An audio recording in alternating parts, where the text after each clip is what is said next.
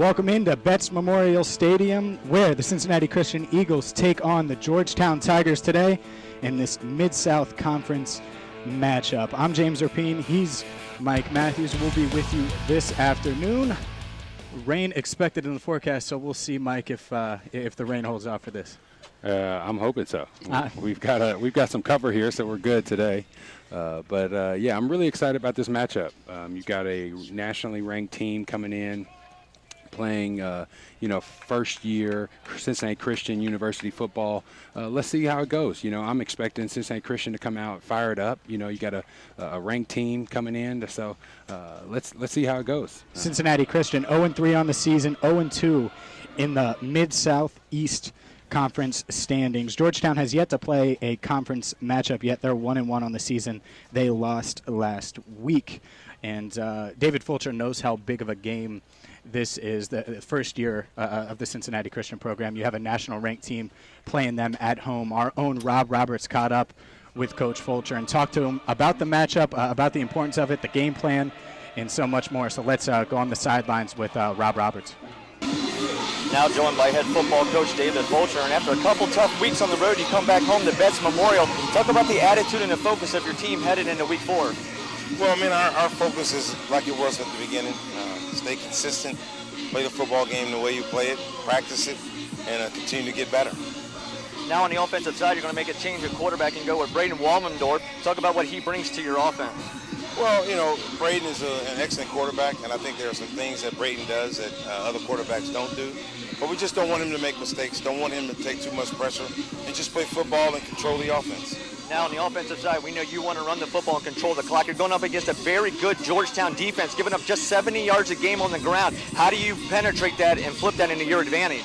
Well, we're a running football team, and right now our job is to run the football. If it's 2 or 3 yards of play, that's what we want to do. And if we get the big one, we get the big one. But we have to be consistent with running the football and blocking the football. On the defensive side, you're going up against a very prolific offense, averaging 550 yards plus a game, including over 300 in the air by quarterback Ozzie Mann. How you try to slow him down, a team that does pass-run 60-40 ratio? Well, you try to keep him off the field. If we can keep him off the field, that means our offense has to control the football. But guys like that, you just want to keep the ball in front of you. If they want to drive the football field, a length of the field, and make plays, we just want to make sure they don't make them often. All right, good luck. Stay dry tonight. All right, brother. All right, back up to you, James. And we will go to Rob all game long for sideline updates. A lot to talk about here. Braden Walmendorf making his first collegiate start, Mike, and it's going to be interesting to see how the youngster responds to a national ranked team coming in here. I'm really excited to see a lot of the attributes he brings to the game. From what we've heard before in pregame from some of the coaches, players, even some of the administration of the organization that's been watching practice, everyone seems pretty excited about him. He's even been made comparisons to some other mobile quarterbacks, so maybe we'll get to see some of that today. But I'm looking forward to seeing some completions. Let's see if they can move the ball downfield and make some plays. And Cincinnati Christian has struggled so far this season, completing passes 2 on the season, if my count is right. So today it will be interesting to see if they can get it moving, especially because it is a little windy up here. It's probably windy on the field, and depending on the rain, it could affect things. Yeah, that's one of the things that as a coordinator, they kind of have to have a really diverse plan in terms of run attack, pass attack, the different areas of the field. So, coming out offense or your red zone, because you can't lay your hat all on the pass, right? And so you got to kind of be diverse. So we'll see what Nate Johnson drums up today as the offense coordinator for CCU. And speaking of you can't lay it all on the pass, Georgetown, they pass the ball well. Yep. They pass the ball well, and we talked to Coach Cronin, and they're going to want to score a lot of points. They do it. Their quarterback averages over 300 yards passing per game. So, he can sling it, and that's going to be goal number 1 today. We thank you for it'll be a big, we thank you for, pardon me for the pause. They're praying here on the field. We thank you for the universities that are represented here in the field and in the stands. We thank you for a common faith that we share. We pray that today will be a good day for all of us, that it will be full of safety and healthy competition and good sportsmanship. And may everything that happens today bring honor to you. In Christ's name we pray. Amen. All right, man. It looks like we're through the prayer. Maybe moving on to the national anthem. But like you said, yeah, that quarterback, he's been stringing it out pretty good. So we'll see what the game plan brings. But as we talked to Coach Cronin, he didn't give us very much. He gave us the Bill Belichick approach. He did. So we'll pause for the national anthem, and kickoff is just minutes away right here on Waycross TV and CincinnatiChristianAthletics.com.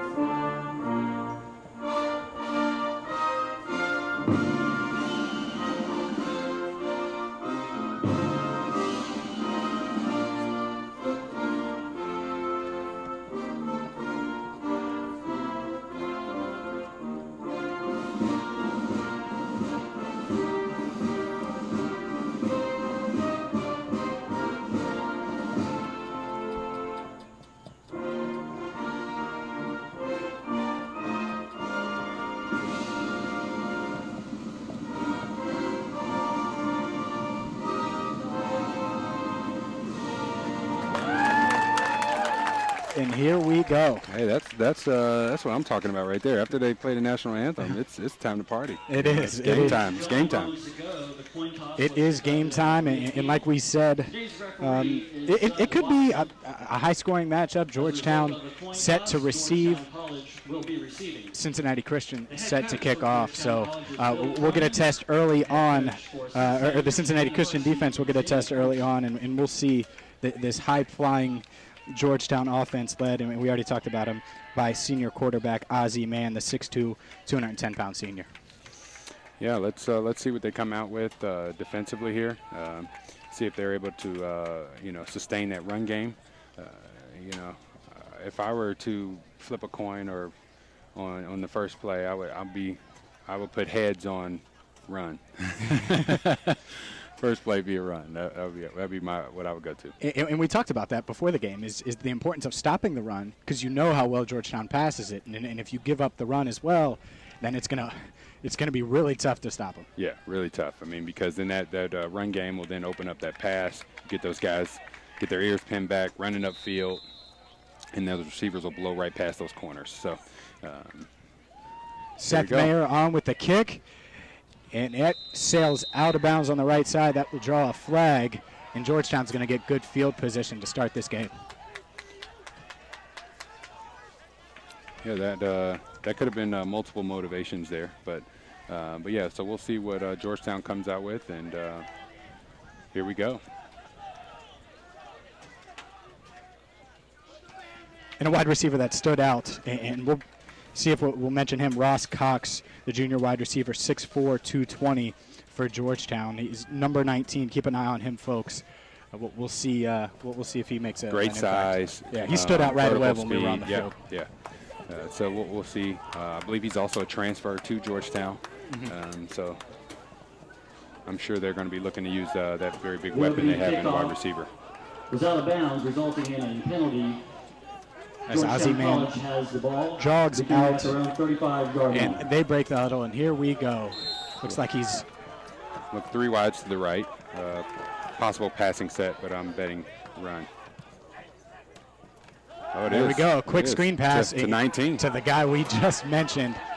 And that's a pickup of about 7 yards for Ross Cox. Yeah. Getting him involved early. We talked about those weapons. Yeah, he's definitely one of them. So we already see they want to give him the ball and give him the ball often and early. And in a passing offense, a little screen like that, you get your wide receiver involved, get him confidence early. Yeah, get your hands loose, get seeing that ball coming your way. So they're just trying to get him going. And here we go, 2nd and 2, 14:30 to go in the first quarter.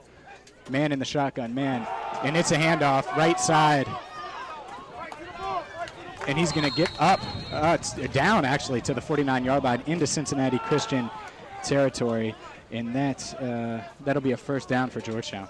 You got to give it to Georgetown right there. You know that the tackle 72 and that whole right side there. They did a tremendous job on sealing that edge to be able to get the back around. So you know, for Cincinnati Christian, they just got to keep plugging away, see if they can get a stop here and get that offense on the field. And that was Kyle Longworth picking up the first down for Georgetown. And we talked about it. That was 2nd and 2. And that's going to be real tough for the Cincinnati Christian defense if they give the Tigers 2nd and short, 3rd and short. Yeah. Man under center. Ooh. Sends it in motion.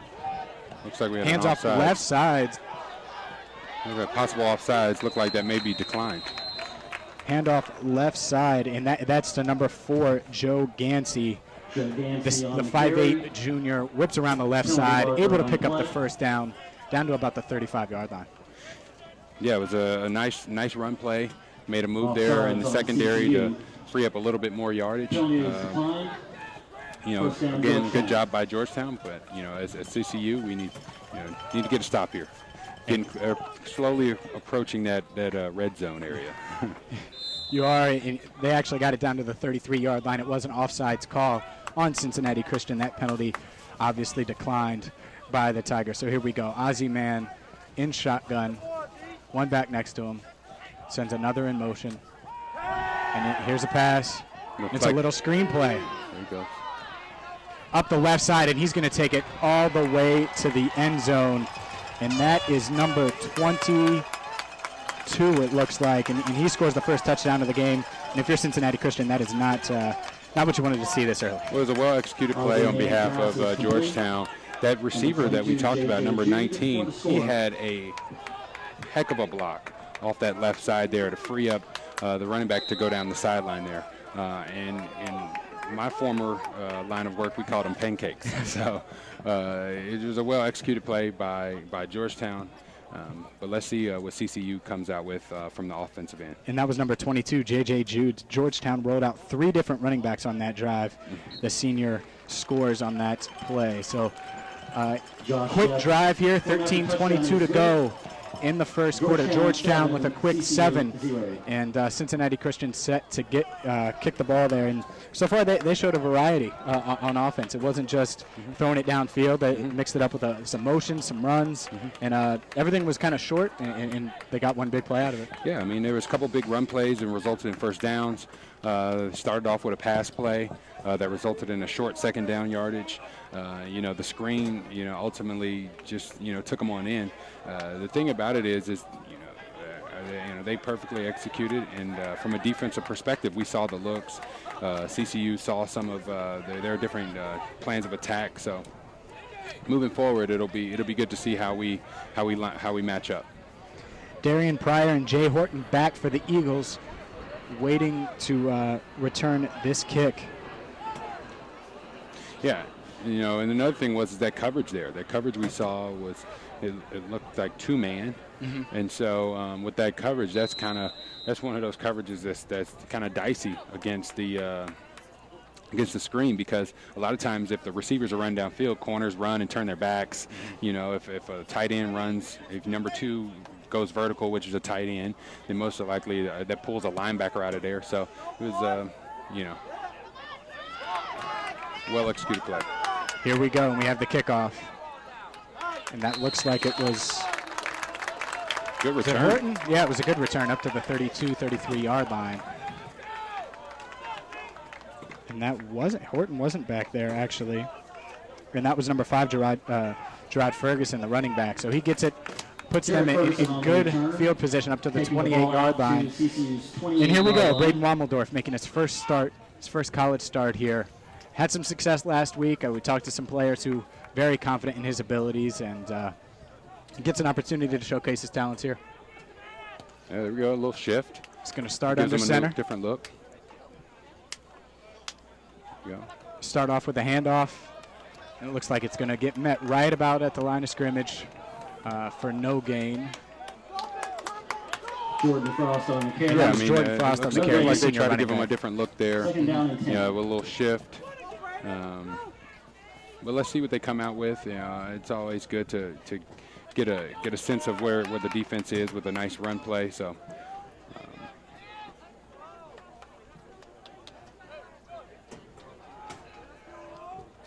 Wommeldorf under center. Wide out, split out, sends a man in motion. Another handoff to Frost, left side. He's going to get about a yard and a half. Stopped right away by Georgetown linebacker Jake Blust, senior linebacker on the tackle. Pick up about once, and now you're at 3rd and 9, 12:20 to go in this one, and 3rd and long for the young quarterback, Braden Wommeldorf. We'll see here if they play conservative or they go pass and try to pick up the first. It looked like a little weak side off-tackle run there. Try to see if they could kind of trick them a little bit by offsetting the formation. So see what they present here on 3rd down. And Wommeldorf sends Frost in motion. Frost is the ball carrier, eludes a couple Tiger defenders, but Georgetown's all over it and gets tackled on the far side there. Maybe a pickup of one right around the line of scrimmage, and that's going to bring up 4th down. Georgetown up right now 7-0 on Cincinnati Christian. 11:40 to go in this one as the clock continues to tick. And, well, we know one thing. Logan Casetos, he's got a leg on him. And we talked about him last broadcast. That wasn't a fluke. He's been doing it all season long, and he's back now for the Eagles at their 15-yard line, set to kick it off here. Or set to punt, rather.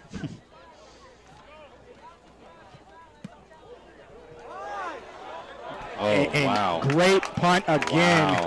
And Georgetown Get him set right to there. receive. Get him. And this is All right, big play. I turned into a bit of a cheerleader there. I mean, that was a big, huge play. I mean, that is, oh, wow, that punter, he's worth his weight in gold there, I tell you. And that was J.J. Agbagu for Georgetown. And you look at that, you see what happened there. And I mean, it was just a great punt. Casetos punted it behind him. Great punt is understating. That was fantastic, amazing, brilliant, all in the same. And that's huge for a great offensive team like Georgetown to pin them back here, give your defense a shot to keep them at bay in their end zone. That's a big deal. Huge. Ozzie man under center here, 1st and 10 for Georgetown on their own 4. Sends a man in motion, and he's going to hand it off. A couple broken tackles. He's going to get it up to the 25 or the 15-yard line rather, and that was number 27 on that one. So, and we keep seeing this. There's a bunch of different guys touching the ball for Georgetown. Yes, it's kind of like running back by committee. They're trying to get a bunch of different guys involved. It could be, trying to show the defense a bunch of different looks from a personnel standpoint. But they're obviously effective. They're nationally ranked. So they've got a good plan of attack. That was Zach Harris on that one. We've seen 4 different running backs now, and now man in the shotgun at his 15, 2nd and 4. And he's going to pass, and he's looking right side, and he's looking up. He's got a man, and well defended there. Brilliant defense there by Jay Horton. Oh, brilliant. The freshman corner able to cut inside on the wide receiver, number 6, Bart Bell, and make a play on the ball. I think what we saw there is we saw the wind come into play. That ball got up in the air. It kind of hung up there for a while. The wind blew it around a little bit. And Jay made a fantastic play on the ball. If it's not catching it, it's knocking the ball down, preventing that receiver from making a play. Huge play there by the freshman cornerback. You see him at the bottom of your screen. And now it brings up a 3rd down, 3rd and 4. Ozzie man in the shotgun for Georgetown. He's going to pass. He looks left side, and he has his man. And there's another running back for Georgetown. That's Kyle Longworth with the 1st down reception. Looks like he's going to get all the way up to the 25-yard line. And it looks like CCU dialed up a little zone blitz there. Yep. So, and the quarterback attacked them right where they alleviated, right where those backers came from. He dumped it right behind them. And, great job by Georgetown there. So here we go, 1st and 10, ball on the 26, 9:55 as the clock ticks. Ozzie man with the handoff, and it's going to be a pitch, bottom of the screen. And stopped right away, and J.J. Jude doesn't find much running room, but there is a penalty on the play. Yeah, CCU defense was all over that. We'll wait to see what the call is here from the official.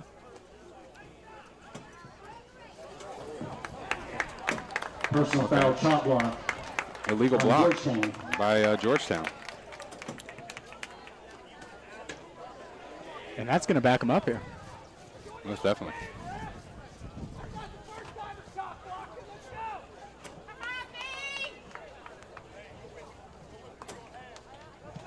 So again, a big opportunity for the Eagles defense. It'll be 1st and long.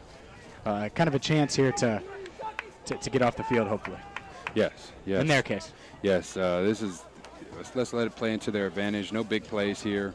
Just play stout D, stop the run, and if you can, cause a turnover, because look at their field position.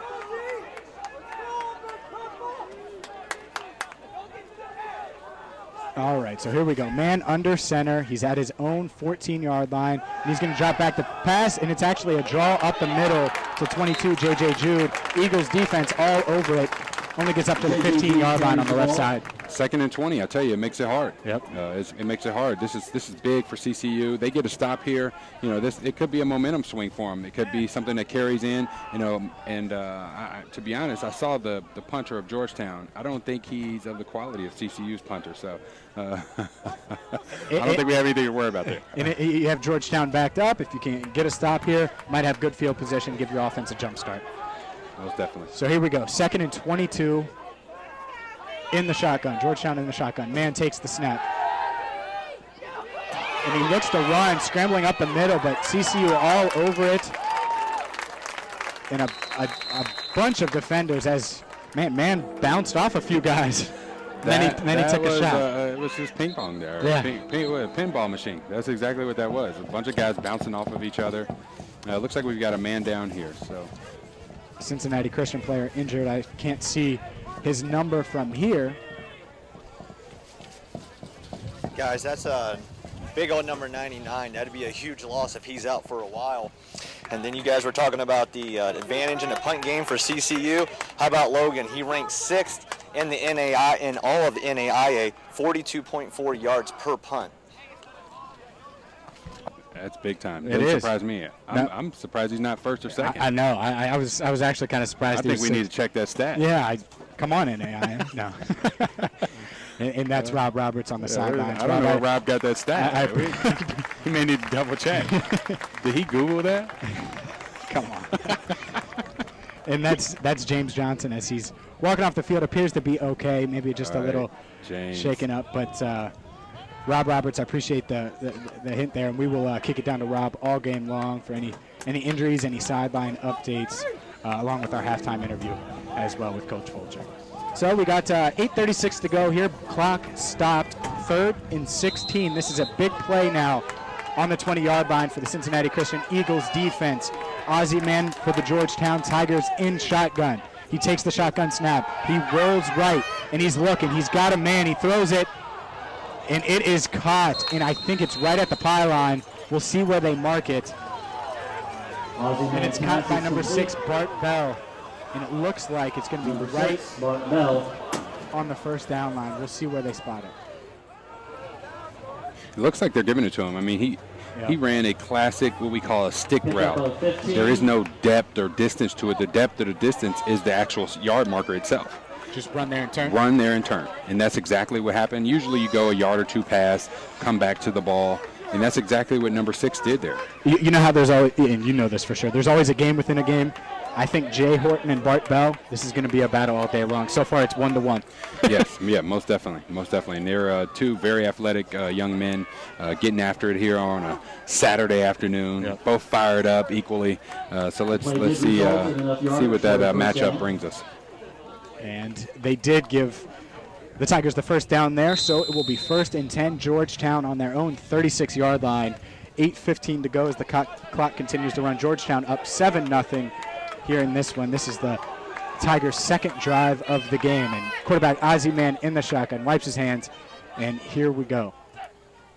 Takes the shotgun snap, looks left side, and he's got his man again. And there he goes right back to Bart Bell on the slant route for about a 6-yard gain.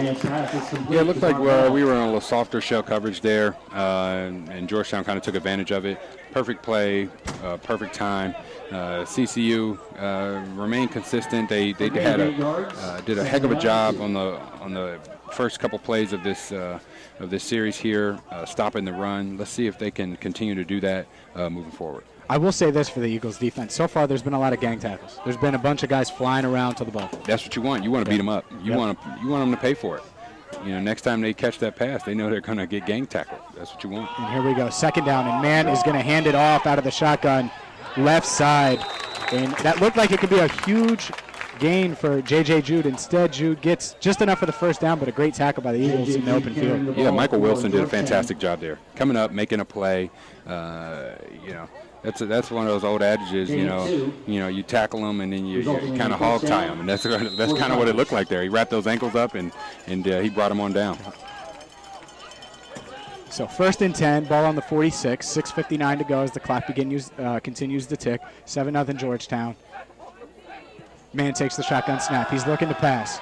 Looks left side. He's got his man.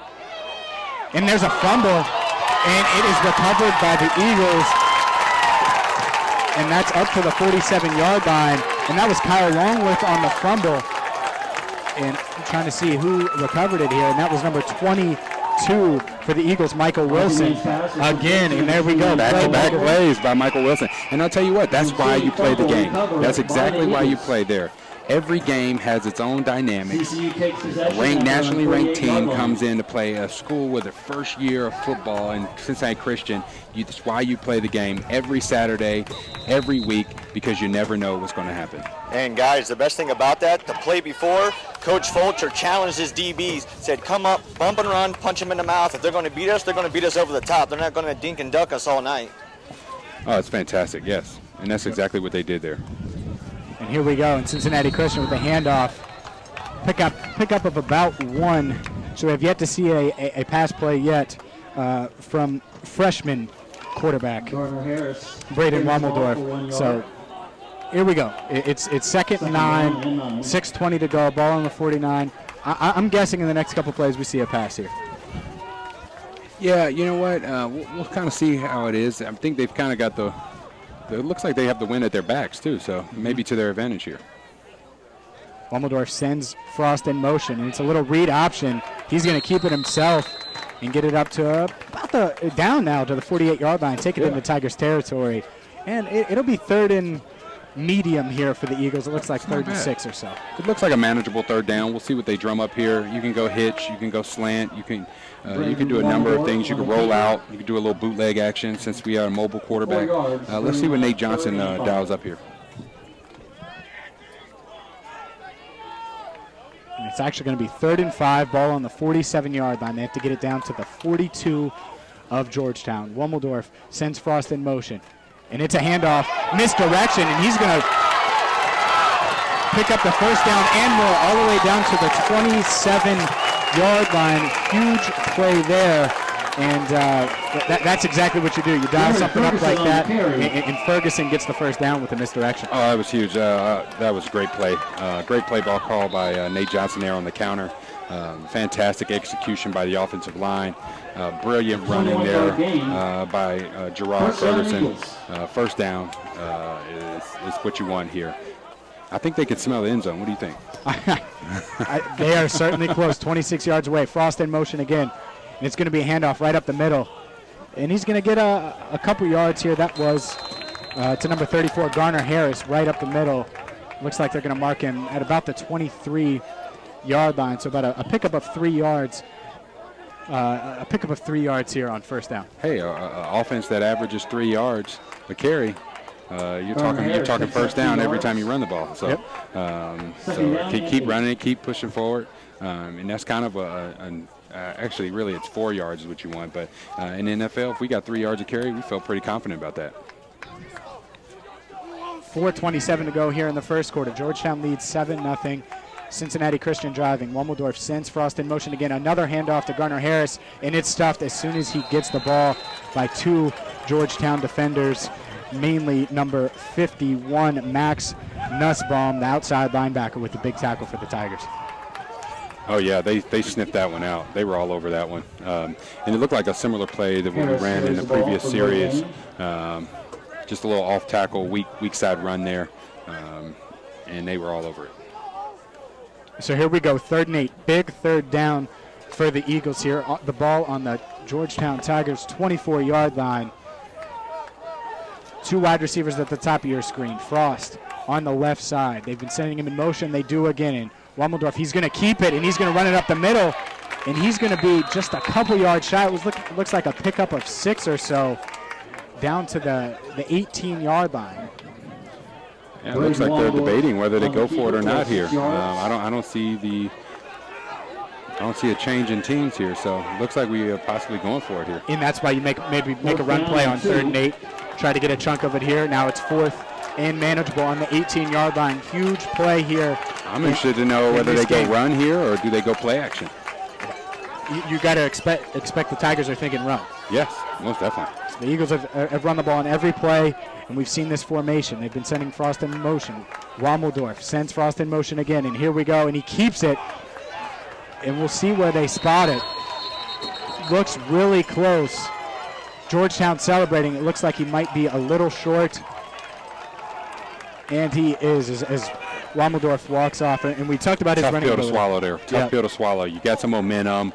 You're driving. You're definitely in field goal range. I believe that Cincinnati Christian, they wanted 6 there. They didn't want to settle. So, that's one of those roll the dice decisions there. And, I guess the bigger thing is the offense they still have a lot of confidence, knowing that, that big play that they had with Gerard Ferguson. So now it's Georgetown ball, 2:49 to go in this first quarter. 1st and 10 on the Eagles' 17-yard line. Man takes the shotgun snap, looks left side. He's got his man again, and the guy we talked about, Ross Cox, for about a gain of 6 yards or so. I think it'll be actually a gain of 8 up to the 25-yard line. So a good pickup for the Tigers on first. After the initial contact there by the cornerback, it looked like he was still trying to run. I mean, this is a big guy they're trying to take down. He's, every bit of 6'4". I would say it says 220. I'm saying he may have ate a couple cheeseburgers last night. He might be 225. He looks thicker, yeah. And here we go, a handoff, and it looks like that's going to be about enough. Yeah, and it's going to be enough for the first down up to the 24-yard line. So Georgetown picks up the first down on that 2nd down play. J.J. Jude carrying the ball. Let's see if they can drum up some more of that magic. They knocked that ball out the previous series there. Let's see if they can drum up some more of that magic. First down, Tigers.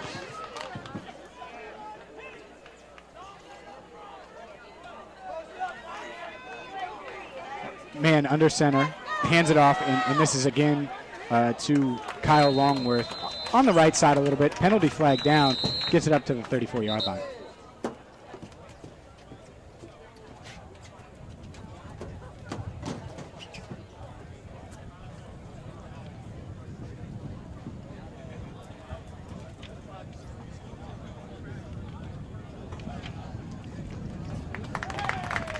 Looks like it's going to be a personal foul on Georgetown. That's twice. Yep. That's twice.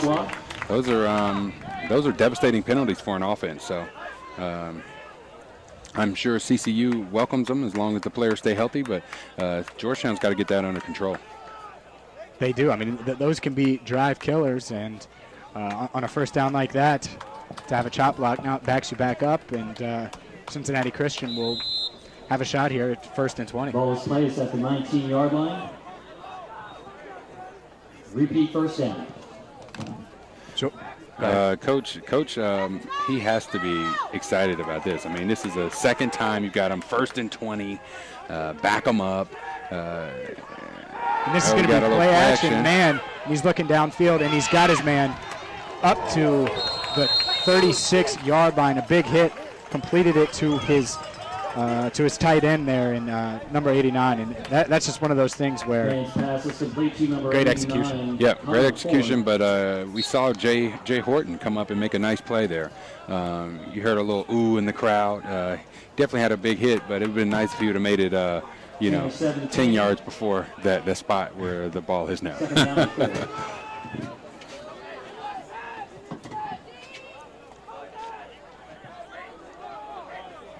So here we go, 2nd and 3. Man looks to pass again, and he's got his man at the 47-yard line. Tap on the sideline. The junior wide receiver, Blake Ellis, and Georgetown picks up the first down. They're going to mark that ball at the 46-yard line. In Georgetown, despite the penalty, their offense is rolling.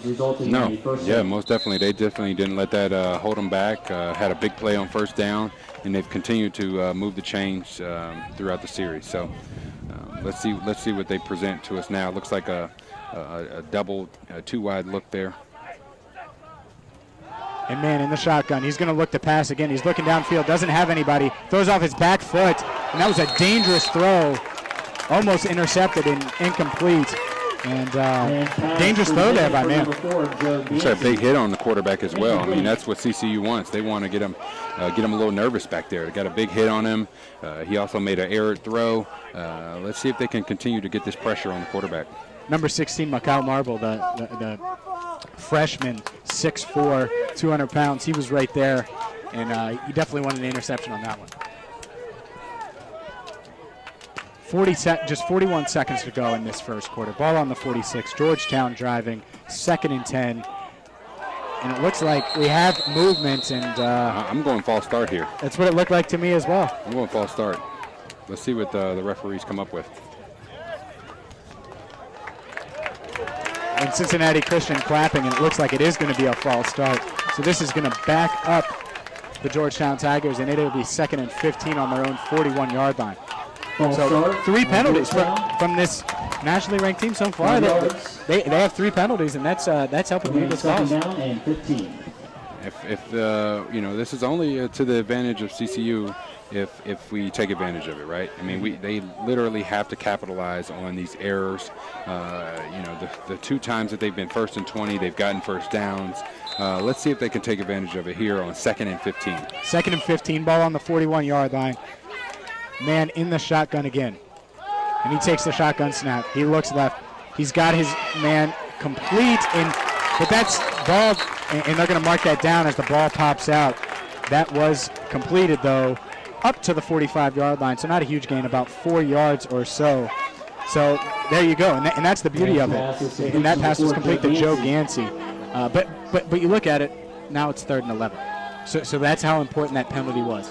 Yeah. Without that penalty, it would have been 3rd and 6. 3rd and 11 is still tough. That's exactly. Still tough Absolutely. down. So let's see what they go with here. They may be going to number 19. What do you see? 5 seconds to go here. Man in motion. We'll see if they get the play off. 3, 2, 1, and they just get it off. Man looks the pass, and he's got his man. Is that complete?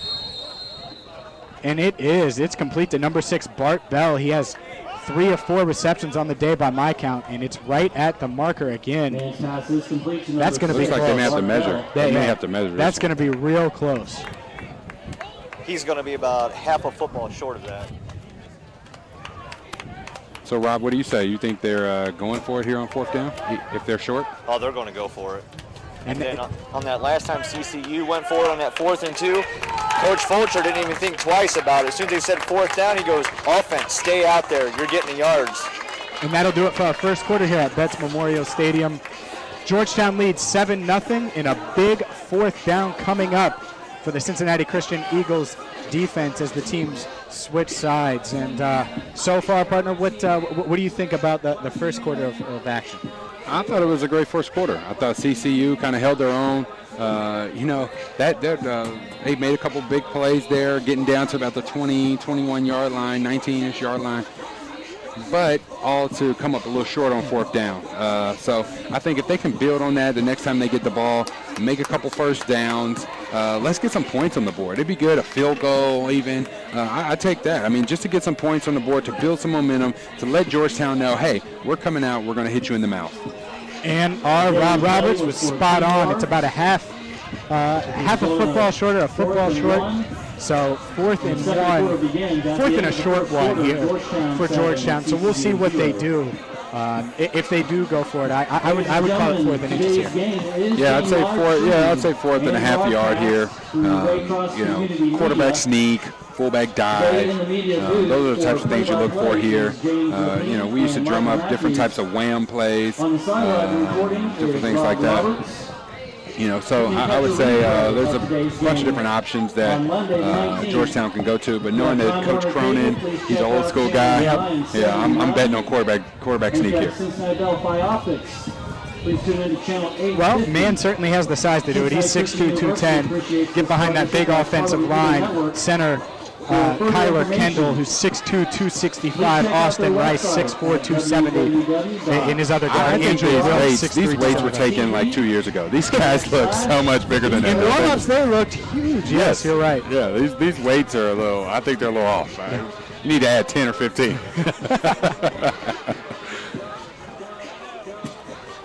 Those were pre-workout weights. Pre-workout, there you go.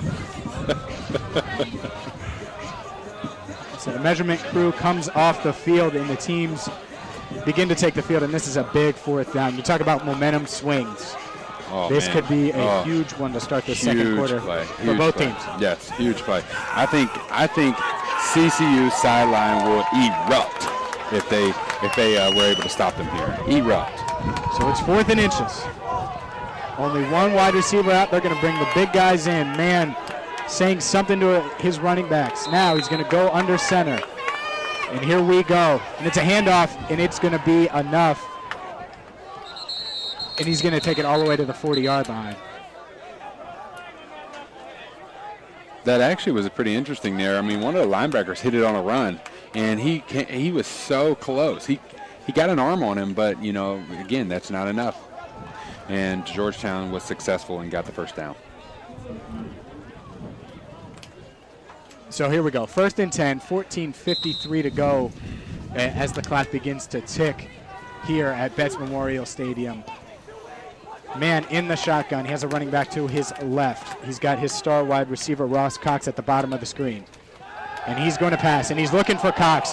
Throws a deep ball. 2 guys there, and Cox drops it. And even though there were 2 CCU defenders there, Cox with a drop, that would have been a touchdown. Wow, I thought the safety for CCU there was going to make a big play on that ball. He was close. I thought Wilson was going to be able to come up and possibly even pick that off. But I'll tell you what, really happy for the way that it was covered. Really happy for the turnout of that play for CCU anyway. So we'll see what Georgetown comes out with here. But they definitely dialed it up on that previous one. So now 2nd and 10, ball on the 40. Man in the shotgun again. In a little motion, and it's going to be a handoff left side to his wide receiver in the speedster, number 11. Gets it around the side, and that's Sean Lumpkin, 5'7", 165, but you see why he's on this team. He can fly. Good pursuit there by the Eagles. He takes it down to the 36-yard line of the Eagles. So it'll be 3rd and 6 here with just over 14 minutes to go in the half. If I was Coach Fulcher right now, I'd be yelling at number 99. I would be yelling, great job, great effort. He did a fantastic play, chasing down that play from the back. Tremendous job by that CCU defender there. And that's number 99, James Johnson. So here we go, big 3rd down, man, and he's going to pass it. And ball batted at the line, and there you go. That's going to bring up 4th down. Huge play for the Eagles defense. It looks like they may leave him out there. Let's see. Wow.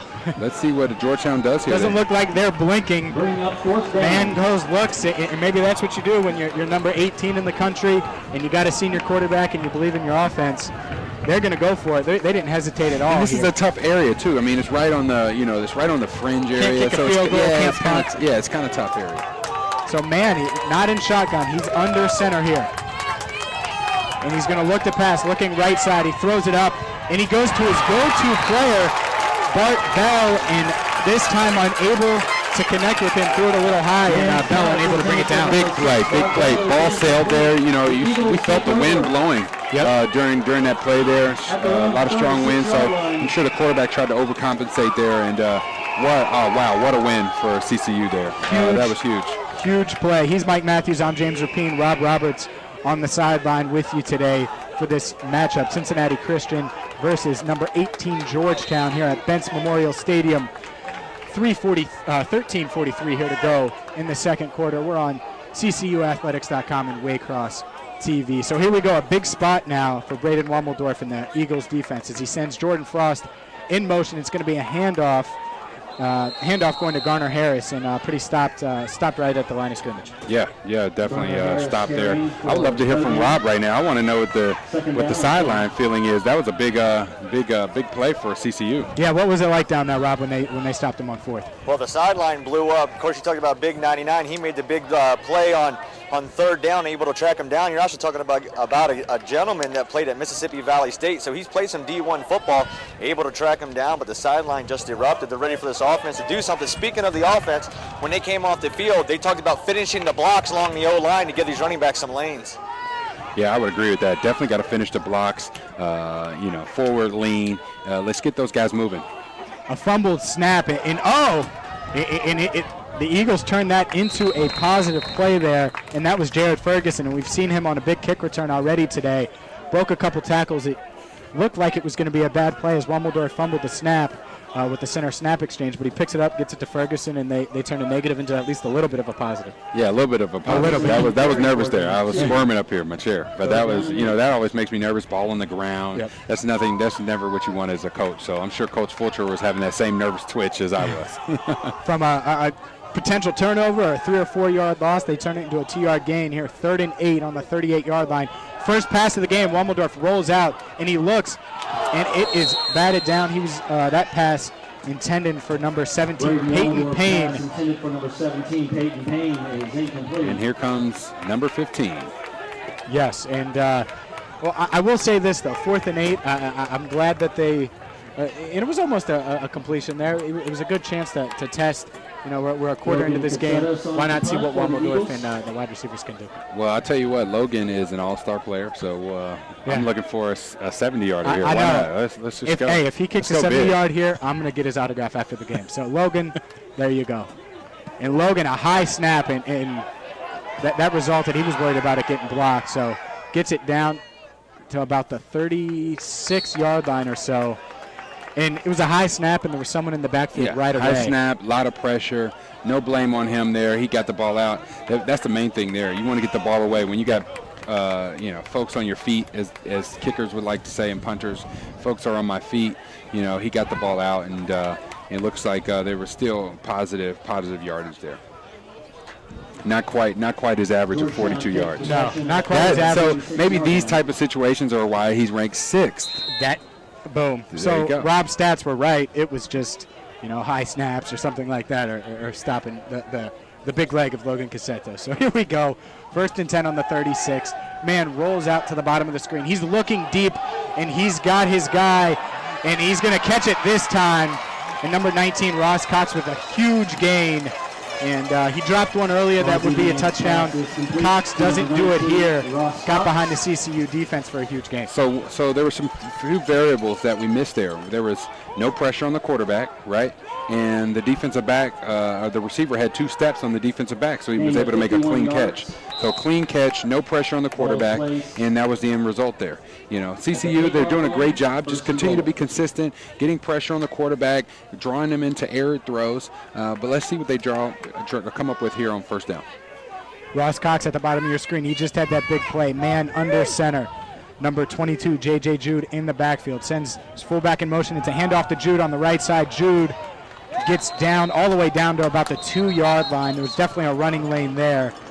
Big run. And now they're just a couple yards away from the end zone. Yeah, we'll probably see maybe a little bit of a jumbo set here. They'll bring in a lot of their big personnel and try and run it on in. Guys, 98, Eric Perry, the big defensive end, 6'5" freshman. Ice pack on that on his left knee, questionable to return. Big loss along that defensive line. And we see him sitting down right now. Huge. So here we go. Same thing. Another handoff to JJ. He dives for the end zone. I don't think he got it. We've got signal. And we got signal. He did get it. Wow. And momentum. He got hit as soon as he dove, and his momentum must have just propelled him in. That's a touchdown for J.J. Jude, the senior running back. And now he has 2 on the day, 1 on a screen pass in the first quarter, second one here from 2 yards out for the Georgetown Tigers. So there's a lot of metrics within the game of football, things you look at, things you want to see. But I say one of the metrics that as coaches and as players that you notice is points on turnovers, right? You want to get points on turnovers. CCU has been able to achieve a few turnovers here with the fumble, the downs, turnover on downs there, and they weren't able to get any points. So that's something that they're going to have to do and try to capitalize on as the game moves forward. Josh Depp kicks the extra point. Not sure if he's related to the other Depp that we know, the Georgetown, actor. But I doubt it. didn't want to mention That'd be that. a cool uncle, though. Yeah, That'd be cool. wouldn't that be? A cool uncle. Hey guys, couple of things. One, he was down about a half yard short. His body hit before that, before he crossed the goal line, but they still gave it to him. But number two, the wind's really starting to pick up, and it's in the direction that CCU's going, so it's really going to affect the passing game. They're almost going to have to stay on the ground. It's probably whipping about 20 miles an hour, and it hasn't stopped. I mean, that's a big thing. Good point, Rob.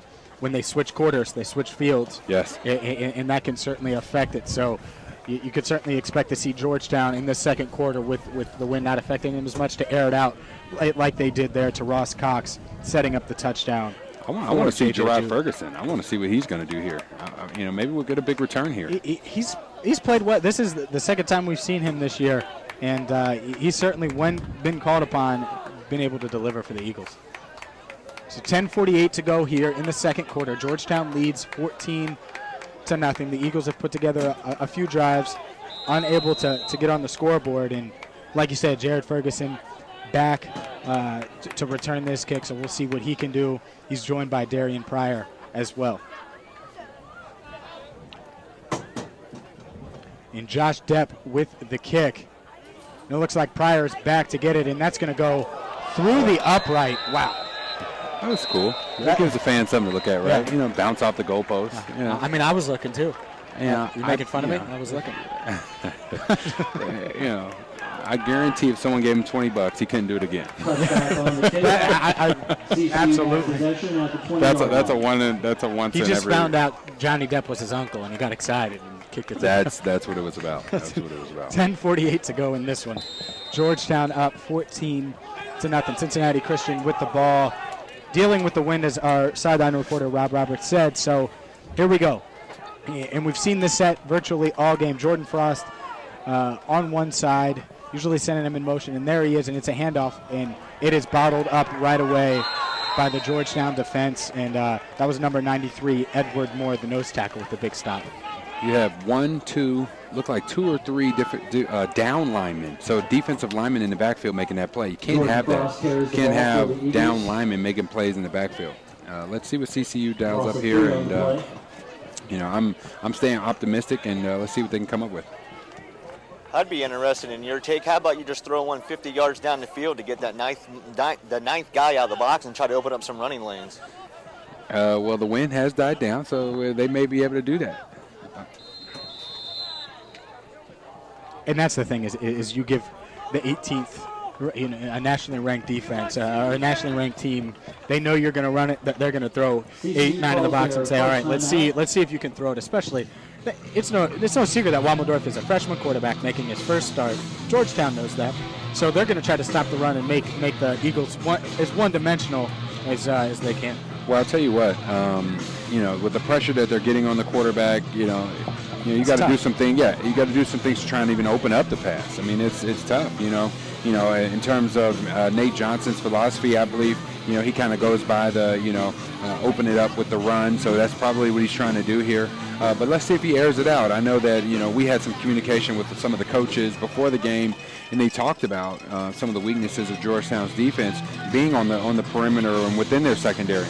So let's see if they begin to attack them. We're almost halfway into the second quarter here. So let's see if they're starting to open up that game plan and begin attacking the secondary. And we did see on the one pass that Waldorf did throw on 3rd and 8, he rolled out.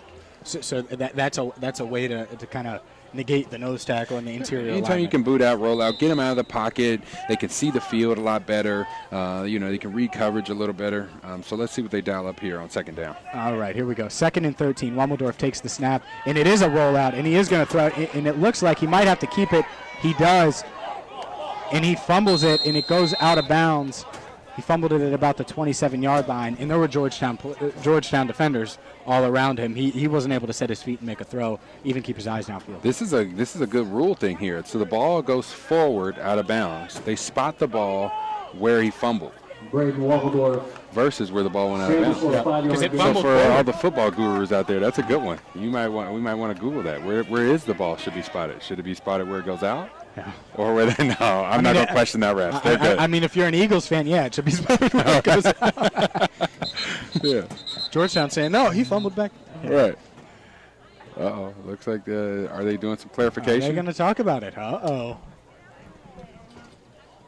You think they whip out their smartphone and Google? I think they should. NAIA rules.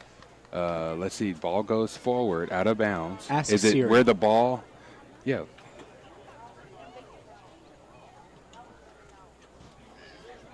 Let's see. Fulcher's questioning too. See, he's asking. Oh, they're going to stick with their call. All right. It's where it's from the spot of the fumble. Siri must have told them the right answer. All right, yes, clock rolls on. 3rd and 8, 9:15 to go in this one. Oh, that's great. I'm sure our TV audience is really enjoying that one. In Wommeldorf, no chance there. That was a play action, and they got pressure. They brought a blitz on the left side, and he just didn't have a chance. Yes. And Ollendorf's shaking up that left shoulder. Yeah, that's tough. That's tough. Yeah, it looks like shoulder may be giving him some issues there.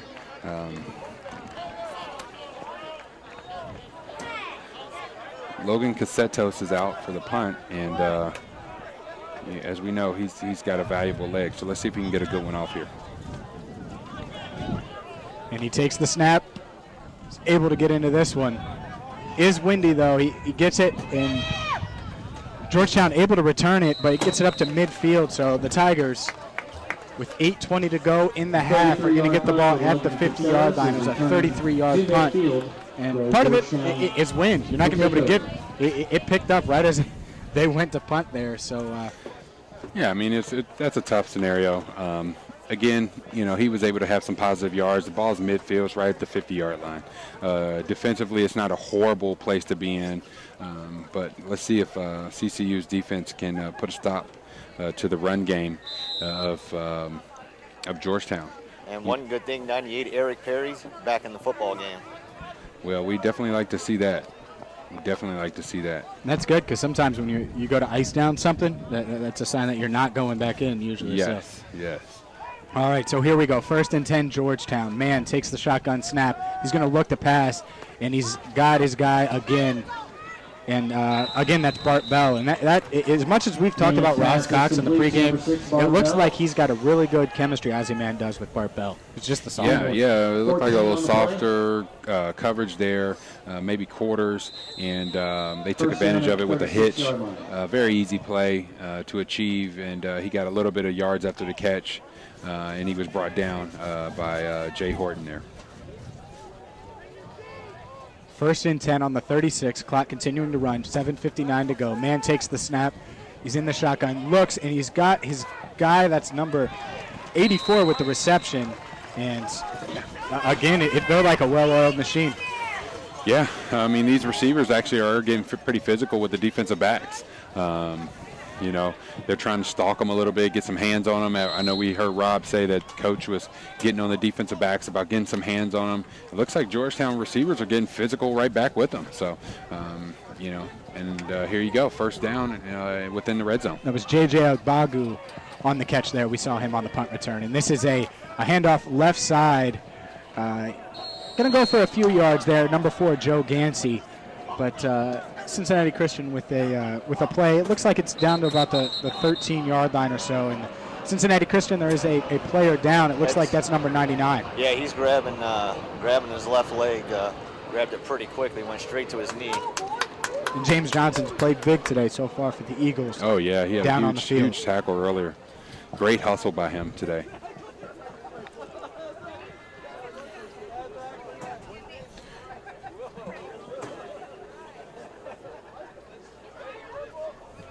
You're watching Cincinnati Christian football right here on Waycross TV and CCUathletics.com.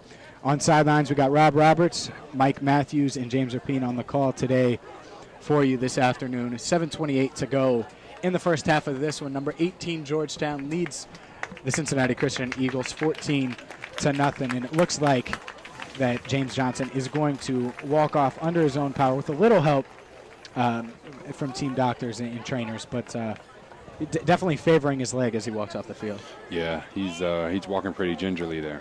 So I'd say whatever's ailing him is hurting pretty bad. He's pointing to his left knee. We'll see if Rob can get any info on that. Rob, if you do, let us know. All right, so we got 2nd and 9 here. Ball on the 14-yard line. Georgetown leads 14-0. Clock starts again. 7:20 to go in the first half. Man in the shotgun. He's got J.J. Jude to his left side. He's got his star wide out on the left as well, and he hits Jude out of the backfield, and Jude is going to spin his way down, and it seems like this kid always falls forward, falls down to the 6-yard line. Yeah, he's a tough guy. He seems slippery. Yeah, very, very much so, and he was reaching for a couple of extra yards there. Ball security-wise, not a smart move. No. I mean, you're reaching the ball out. Your knee's not on the ground yet. If someone would have made, I guess, a half a second there quicker, we may have had a turnover there. So here we go. Big 3rd and 1. Ball on the 6. Man in the shotgun. He takes the shotgun snap. He's going to throw it. Looks right side, and he's got a guy, and he missed him. And, wow, had a man wide open. Man, the ball sailed on him. Joe Gansey unable to bring it in. And that's a 4th and 1. And they don't hesitate on this. If they went on 4th and 6, they're going for it here. Yeah, I tell you what. Is that why you throw it on 4th down or 3rd down? Because you know you're going to run it on 4th? Hey, I tell you what. They're ranked. They're a nationally ranked team. They're feeling pretty confident about themselves. So, obviously they want 6 versus 3. So. Here we go. And no surprise, J.J. Jude in the backfield. Man under center. Star wide receiver Ross Cox at the bottom of your screen. And it's going to be a handoff to Jude, left side. He falls forward, and he's down to the 2-yard line. Did they get the first? They got the first. They got the first, okay. He got hit, but then again, he squeaks through and pulls defenders with him down to the 2-yard line. Yeah, that forward lean. It's an awkward angle here. You're right. It was tough to see. Carries the ball to the 3-yard line. 1st and goal, Georgetown. And they're going to mark it actually at the 4. So his knee must have touched before, even though he continued to fall. So here we go. 1st down for Georgetown. 1st and goal. 6:15 to go. They lead 14-0. And it's going to be another handoff. And I don't think that was Jude. And that's number 27, Zach Harris, with the touchdown. And Georgetown's going to take a 20-0 lead here with 6:08 to go in the first half. Yeah, CCU looked like the wind got let out of their sails a little bit there on the defensive front.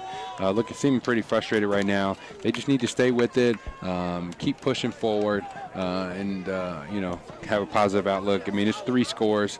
You get a defensive turnover and able to capitalize on those. They could possibly have some really good success. So we'll see what how CCU answers. And Josh Depp on for the extra point. Kicks it through, and just like that, it's 21-0 Georgetown with 6:08 to go in the first half. You know what would be big for the Eagles' offense here is a big return. Huge. Something like that. Gerard Ferguson, we want to see your 100-yard dash speed here. Yeah, there you go. Hey, guys, a couple things on that last drive is Coach Fulcher was having his guys play more bumping around along the edges. Georgetown started taking advantage of that. More rub routes. We saw that on that 2nd down that got him to that 3rd and short, which led to the touchdown. On the offensive side, they got to start getting some first downs. This defense is getting tired on both the 2 deep on that depth chart. Rob, have you heard anything about Braden Wommeldorf?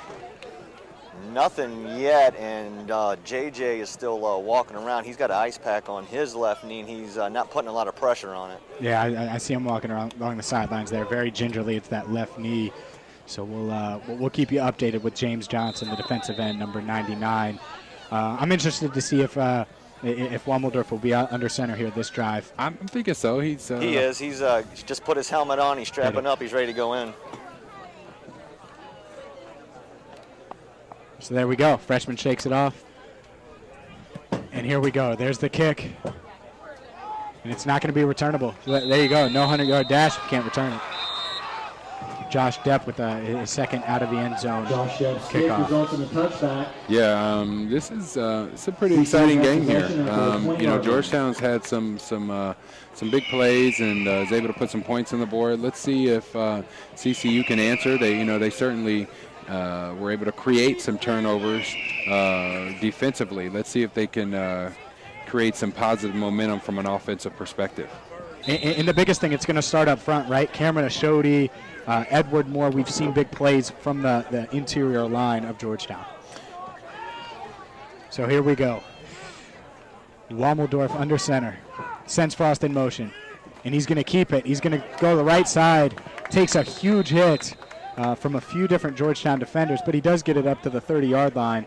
And that's a pickup of 5 on first down. Might not like your quarterback taking a huge hit, but you get 5 yards on first. That's awesome. Yeah, he paid for that one. That was a big one. We kind of heard that crack up here, and that was a big hit. And we're a ways away. Yeah, and anytime someone rolls over when they're getting up, he kind of rolled over and slowly got up. You knew he felt that one.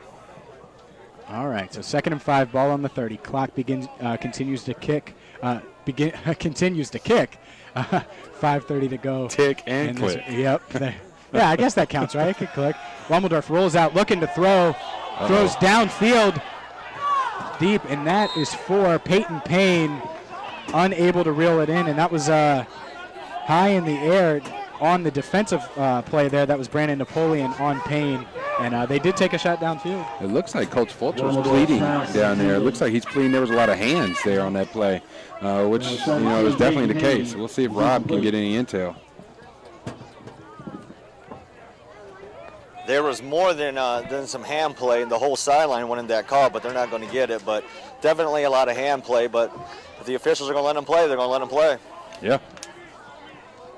3rd down. All right, now big 3rd and 5 for the Eagles offense. 3rd and 5, and it's going to be a handoff to our guy Jared Ferguson, and he's going to get stopped right at the 30-yard line. It's going to bring up 4th down. Jared Ferguson on the carry. And 3 and out for the Eagles. And that defense, even no matter how tired they are, they're going to have to go back out there. Yeah, they've been, working pretty hard today. So what they need here is a big punt, and we talked about it some, but that would be huge if they could get a punt, maybe inside the 20, and give themselves a chance here to stop this high-powered Georgetown. Take a look at the flag right now. Nope, barely any wind. Yeah, not a ton. But pressure on Logan Casetos. And it's going to be downed at about the, 44-yard line. So an average punt of 26 yards. I'm no math whiz, but that's not. That was not 42. No. And we know that Casetos has a bigger leg than that. But pressure. I mean, Georgetown gets pressure there. Now it sets them up. They don't need a big return because they a short punt means I think that Georgetown spiked Casetos' Gatorade. Hey guys, I think that's what happened. In regards to Wommeldorf, as he was walking by, you look inside of his jersey, he's got the left shoulders banded, all wrapped up. Oh, wow. So he may have a little instability issues there with the shoulder, so hopefully he can remain in the game for us. And here we go. It's a screen pass on 1st down.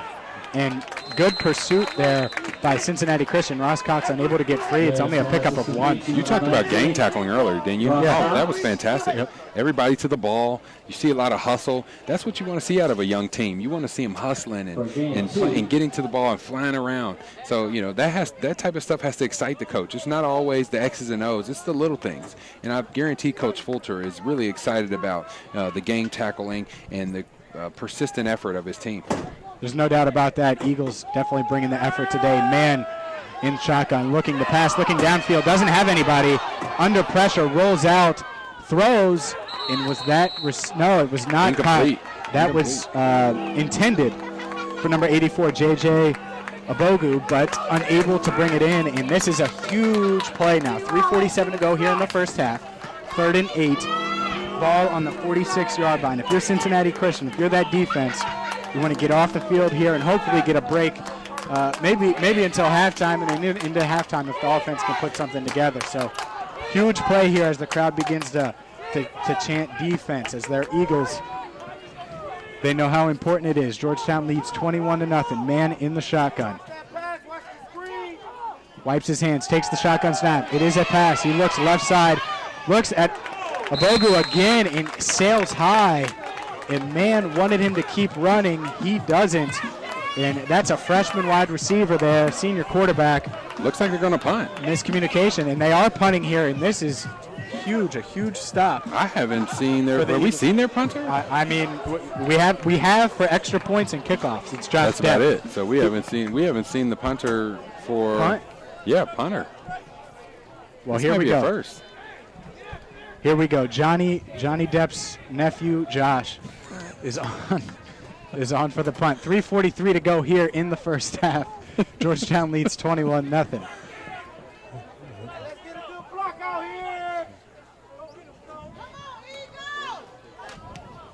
And he does punt it way sky high in the air. Fair catch called for, and just hauled in. And that was kind of scary. He was running in, and number 32, Christian Williams, able to bring it in, even though he was on the run. He did a good job there. He called fair catch. The wind got after a little bit. Exactly. Sometimes those coaches don't understand. I mean, it's a little different when you're out there standing with that helmet on. That kid did a good job. Securing the catch. Hey guys, plenty of time to go. 3:34, but if they're able to get something going here, get some points, TCU does get first ball to start the second half. They got a lot of momentum built up here. There you go, 2 straight possessions. That would be exciting. It would be. Peyton Payne at the top of your screen. Wommeldorf back under center, despite taking a big shot last possession. And Rob already noted that he had his shoulder wrapped up. And this is going to be a handoff to Frost, a reverse to Ferguson. And Jared Ferguson's going to take it around the left side for about 9 yards. Brought down by number 42, Jordan Nickel, but that's a huge gain on first down and a good way to start the drive. Did you see Braden on that play? He was hustling around, leading blocking. The quarterback was leading around, one of the lead blockers on that play. That was exciting. As long as he leaves that shoulder out of the play, yeah. Right? Exactly. That 6'3", 180 pounds, he's out there blocking. Look at him. Hey, he's doing it all today. He's doing it all. All right, so the officials are marking it as a 9-yard gain. Looks like it's going to be second and 1. 3:15 to go in the half. Wommeldorf under center. Peyton Payne at the bottom of your screen now, and it's going to be a rollout. He's looking for Payne downfield. Throws it to him. He was in triple coverage, and really there, it looks like he had one option, and Georgetown was all over it. He didn't have anything to really throw. There wasn't much there, and he had a lot of defenders kind of coming at him, so he kind of had to get rid of the ball. Really didn't have an option to run there, because I know that if there were no defenders there, we would have seen him take off. Yeah. And that's the one thing we've seen with the rollouts is he's instantly surrounded. The pursuit of these linebackers and of the Georgetown defense has certainly been there all game. Yeah, most definitely. They've been getting after it. Georgetown, have much credit to Georgetown on their hustle and getting after the ball today. I would say it's about a half yard? A half yard or so, maybe a full yard. Yeah, it's close. Timeout CCU. It's a big third down here. 3:06 to go in the first half. They trail Georgetown 21-0. Ball on their own 34-yard line. I'm sure the viewing audience would love to hear you say number 84's name again. Can we give that one more time? Bogu. That's pretty good. Bogu? That was better than the first 2 times. Yeah, Bogu. Bogu. I'm just joking. Yeah, hey man. There we go. He's a freshman. I'm not supposed to. No, I'm just. Yeah. Well, hey, yeah. You gotta. Yeah. It takes time, right? It takes time. Hey guys, 99 on the defensive line. Big old JJ took the ice off his knee, started running. I asked him if he was all right. He goes, "Oh, I'm ready, baby." All right, that's exciting. He's given us a lot of effort today. James Johnson, despite the left knee getting dinged up on 2 drives ago, on 2 Georgetown drives, took a little time, and that's good. Hopefully, what are they putting in the ice? That's player number 2 that's put ice on their knee and has come back. I mean, it's magical ice. Magic. There it is. Magic. It's magical ice. All right, so huge third down. Fulcher took a timeout. They discussed it, and here we go. Peyton Payne at the bottom of your screen. Frost on the left side. Wommeldorf under center. Sends Frost in motion. Blitz. Hikes, and it's a keeper. And Wommeldorf right up the middle. And Wommeldorf takes up the left side, and he's going to take it all the way into Georgetown territory, down to the 43-yard line. And what a huge play on third down. And we heard about the wheels of this freshman. he showed it there. Yeah, he definitely did. And actually, that was a great play on the blitz, too. Double blitz, Mike Will blitz. He gets after it, gets out, gets around his tackle, and breaks it. Breaks the tackle, and then the safety tried to come down, make a play, and he headed off toward the sideline. Great play. You guys talked about his legs. Last week, 14 carries, 85 yards. Hey, there we go. We just saw it firsthand. 2:40 to go in this first half. Wommeldorf, a handoff and a flag down, play blown dead. Clock will stop.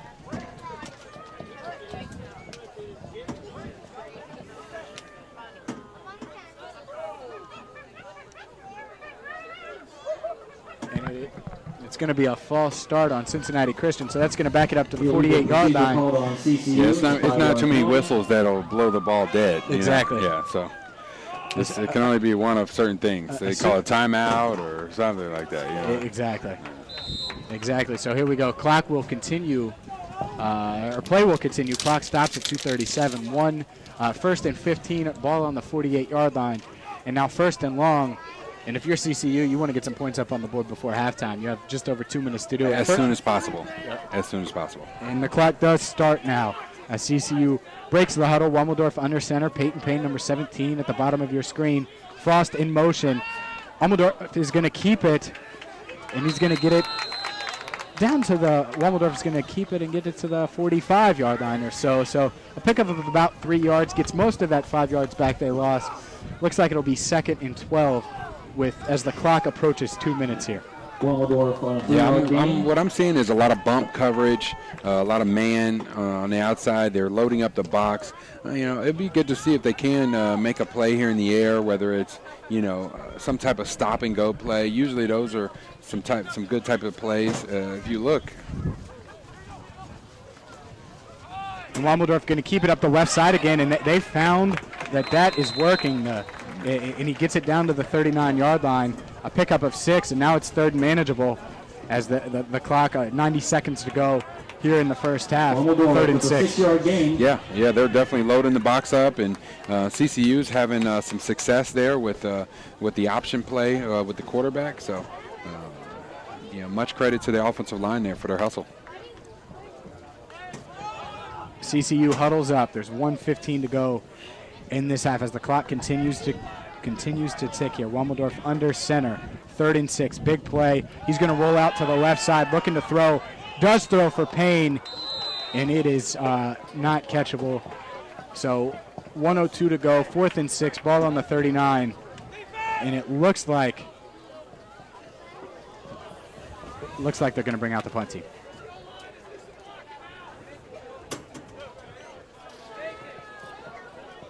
Yeah, it's a field position game. So I think Coach Fulcher here would rather, push the Tigers back versus providing them.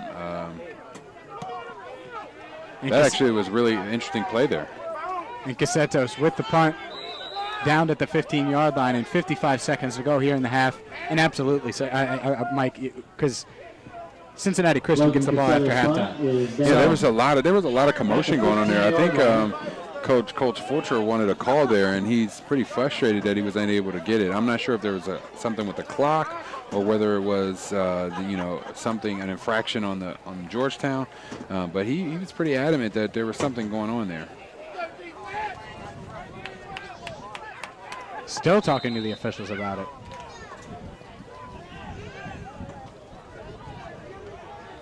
You're right. I mean, he's still pretty hot about it. And here we go, Georgetown ball. And it's going to be a pass. Oh, great play by Horton. Man dropped back, threw it, intended for his go-to guy Bart Bell and Jay Horton with the second play there. It's the second pass. We talked about that matchup, right? Yeah. I mean, it's tight been coverage, back and forth. Tight coverage, coming up, making a good play. I'm excited about that. That's the type of stuff that gets me out of bed. Good defense.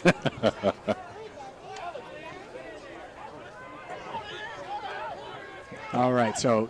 Nobody deep, nobody behind you. DBs with the defense on the field. Squeeze.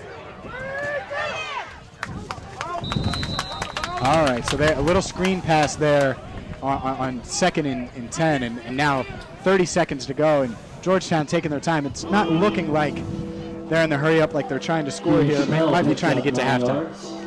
Yeah, let's see if they can prevent them from a big play here. Definitely lock down number 19. Some type of coverage, a shelled coverage to give that corner some help there. Man under pressure early, eludes it, throws along the sideline, has his man, and they're going to say it is complete. Oh, there's a flag down. There's a flag. The pass was complete to Blake Ellis. You guys were talking about Horton and his defensive ball skills a few moments ago. He comes in ranked 47th in all the NAIA. He breaks up 1.5 passes per game. He's already got 3 today. Yeah, I'd say he's trying to get. I'd say he's trying to go for a record today. I mean, he's getting after it today. Much credit to Jay. A personal foul on the Eagles.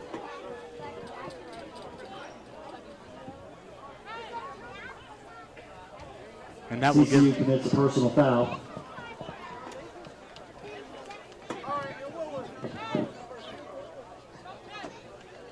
And that's going to give Georgetown a first down. They did convert it.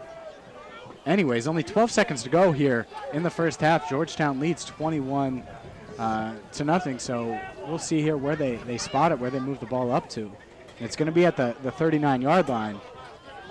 Georgetown still has all 3 timeouts left. We'll see here what they decide to do. If they decide to take a shot or two down the field, they certainly have the quarterback and the wide receivers to do so. Ozzie Man in the shotgun. It looks like they could potentially be doing something, and he's going to roll right, and he's looking deep, and he was looking for Bart Bell, and again, Jay. Wow, big Horton. play. Big play by Jay Horton there. Another pass Fantastic. defense. And if you watch, if we had the ability to do a replay, he's watching the ball the entire way. He reaches up and high points the ball, knocks it down. Fantastic defense. Much credit to his coaches, and I'm sure that's something Coach Fulcher may have gave him some little tidbits on along the way. Fantastic job. Number 9, make up. Go get that sack, number 9. And here we go, 4 seconds to go. And they would have had enough time to call a timeout there and kick a field goal or have a chance to go for a touchdown there. Huge play. Huge play CCU there. calls their third and final timeout. Cincinnati Christian taking a timeout here. They don't want to give Georgetown anything. With 4 seconds, they know that man has a chance to throw it and make a last-second touchdown here. Yeah, the ball's up in the air. Oh man, the wind got it a little bit, and it kind of hung up there for a little while. We'll see what they dial up here. What are you thinking? Big play toward the end zone? Are you thinking that's what they're going to go for? Maybe. I mean, that's tough. I don't think he can throw from the 40 or the 35 all the way to the end zone. We'll see. He may have some inner Doug Flutie. Yeah.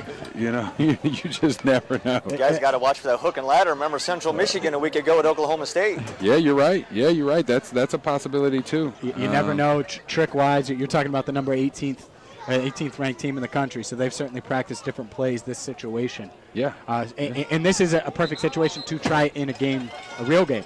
So, yeah, we'll see. I assume CCU is going to play soft, play back, and just try to make a play on the ball or make a tackle and prevent Georgetown from doing anything. Because who cares about yards here? You just don't want them to score. Yes, no points. Absolutely no points. All right, so Ross Cox at the bottom of your screen, Bart Bell at the top of your screen. Man takes the snap. He's going to roll out towards Cox's side, and he's going to throw it up. And he's looking for Bell. CCU defenders there. And it's going to fall incomplete. That is the half. 21-0 Georgetown with the lead so far. Number 18, Georgetown, and we'll see here if Rob Roberts can get Coach Fulcher.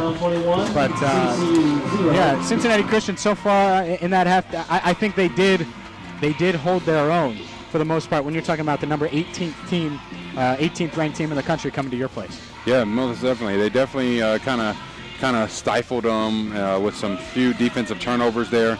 Let's see if they can do it again. Let's see if they can do it again in the second half. Maybe have some explosive offensive plays. That's what I'm looking forward to. And Coach Fulcher still upset. Still upset about something here. So So we'll see here.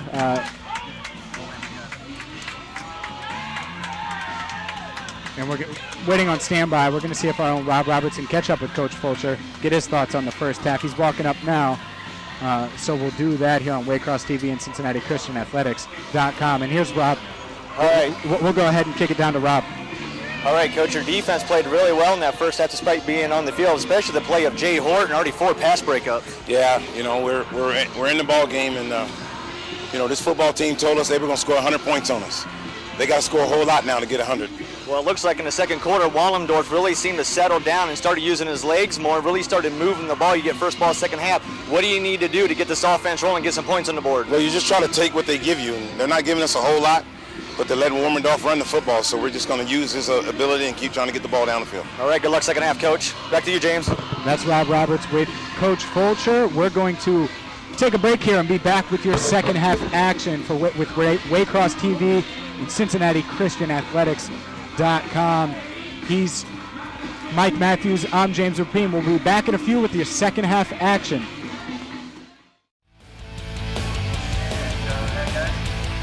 Welcome back to Betts Memorial Stadium. James Rapine, Mike Matthews, Rob Roberts on the sideline with you as we get set to start the second half here. Georgetown leads Cincinnati Christian 21-0. And let's talk about it a little bit here, Mike. Despite the score, there's been a few standouts here. I think James Johnson, Jay Horton both played well on the defense. Yes, most definitely. Jay continued to, stifle the pass to the best of his ability, knocking balls down. See if Mr. Johnson there on the defensive line can produce some hustle. He did it a lot in the first half, but I'm really optimistic about the defense and their abilities. Granted, the score, they've done a great job for this nationally ranked team coming in here to Cincinnati. And Josh Jepp with the kickoff, and Ferguson's going to get a chance to return this. He did bobble the return there, bobble the catch, and he gets taken down at the 5-yard line. So the Eagles offense, notice we didn't mention them. I will say Wommeldorf ran the ball well. That's been their bread and butter, how they've kind of had success on offense so far in the first half. Probably going to have to do a little bit more if they plan on driving, especially on their own 5-yard line. And guys, the message in the locker room in regards to the offense, they got to do a better job on sealing that edge and getting those defensive ends out of there. They feel like that'll open up the run game, and they feel strong they can put up some points in the second half and get right back into this game, but they got to block those edges better. And Ferguson shaken up on that play. It was a really he bobbled the return there and couldn't recover.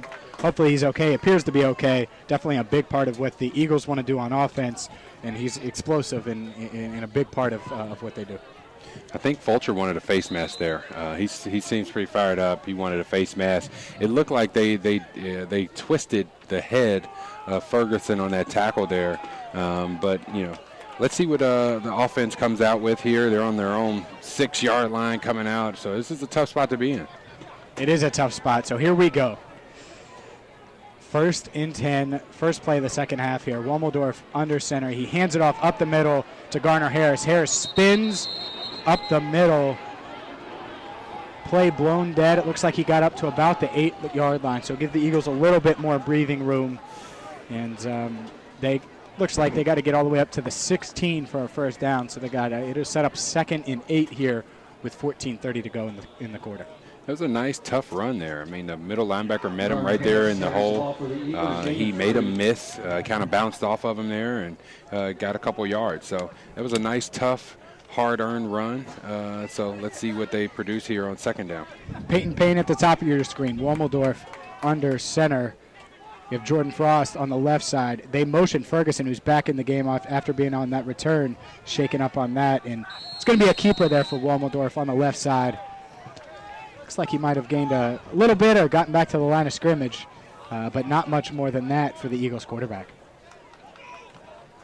Yeah, they're trying some of the little variables that worked in the first half. Let's see what they drum up here on 3rd and long, or I would consider it 3rd and long being 3rd and 7+. Guys, one thing you might want to notice, the emotions on the sideline and a lot of chirping going between both sides as well. Definitely a lot more heated than it was in the first half. Here we go. Big third down, 3rd and 7, 13:20 to go. And it's going to be a handoff left side to Ferguson, and Georgetown's all over that for a loss. He's going to hit back. He was hit back at the original line of scrimmage, right at the 5-yard line. So that's going to bring up 4th down. And we talked about Casetos at the beginning, the Eagles punter. But when you're punting out of your own end zone, when you're punting into the wind, when you're dealing with all the things he's dealt with today, it's going to be tough to get off, use that leg of his. Oh yeah, it makes it definitely makes it tough. Let's see what he's able to produce here, and possibly get the defense in somewhat of a good defensive spot. And the biggest thing I think of the first half that set the tone for the Eagles was as he goes and punts there. We'll talk about that in a second.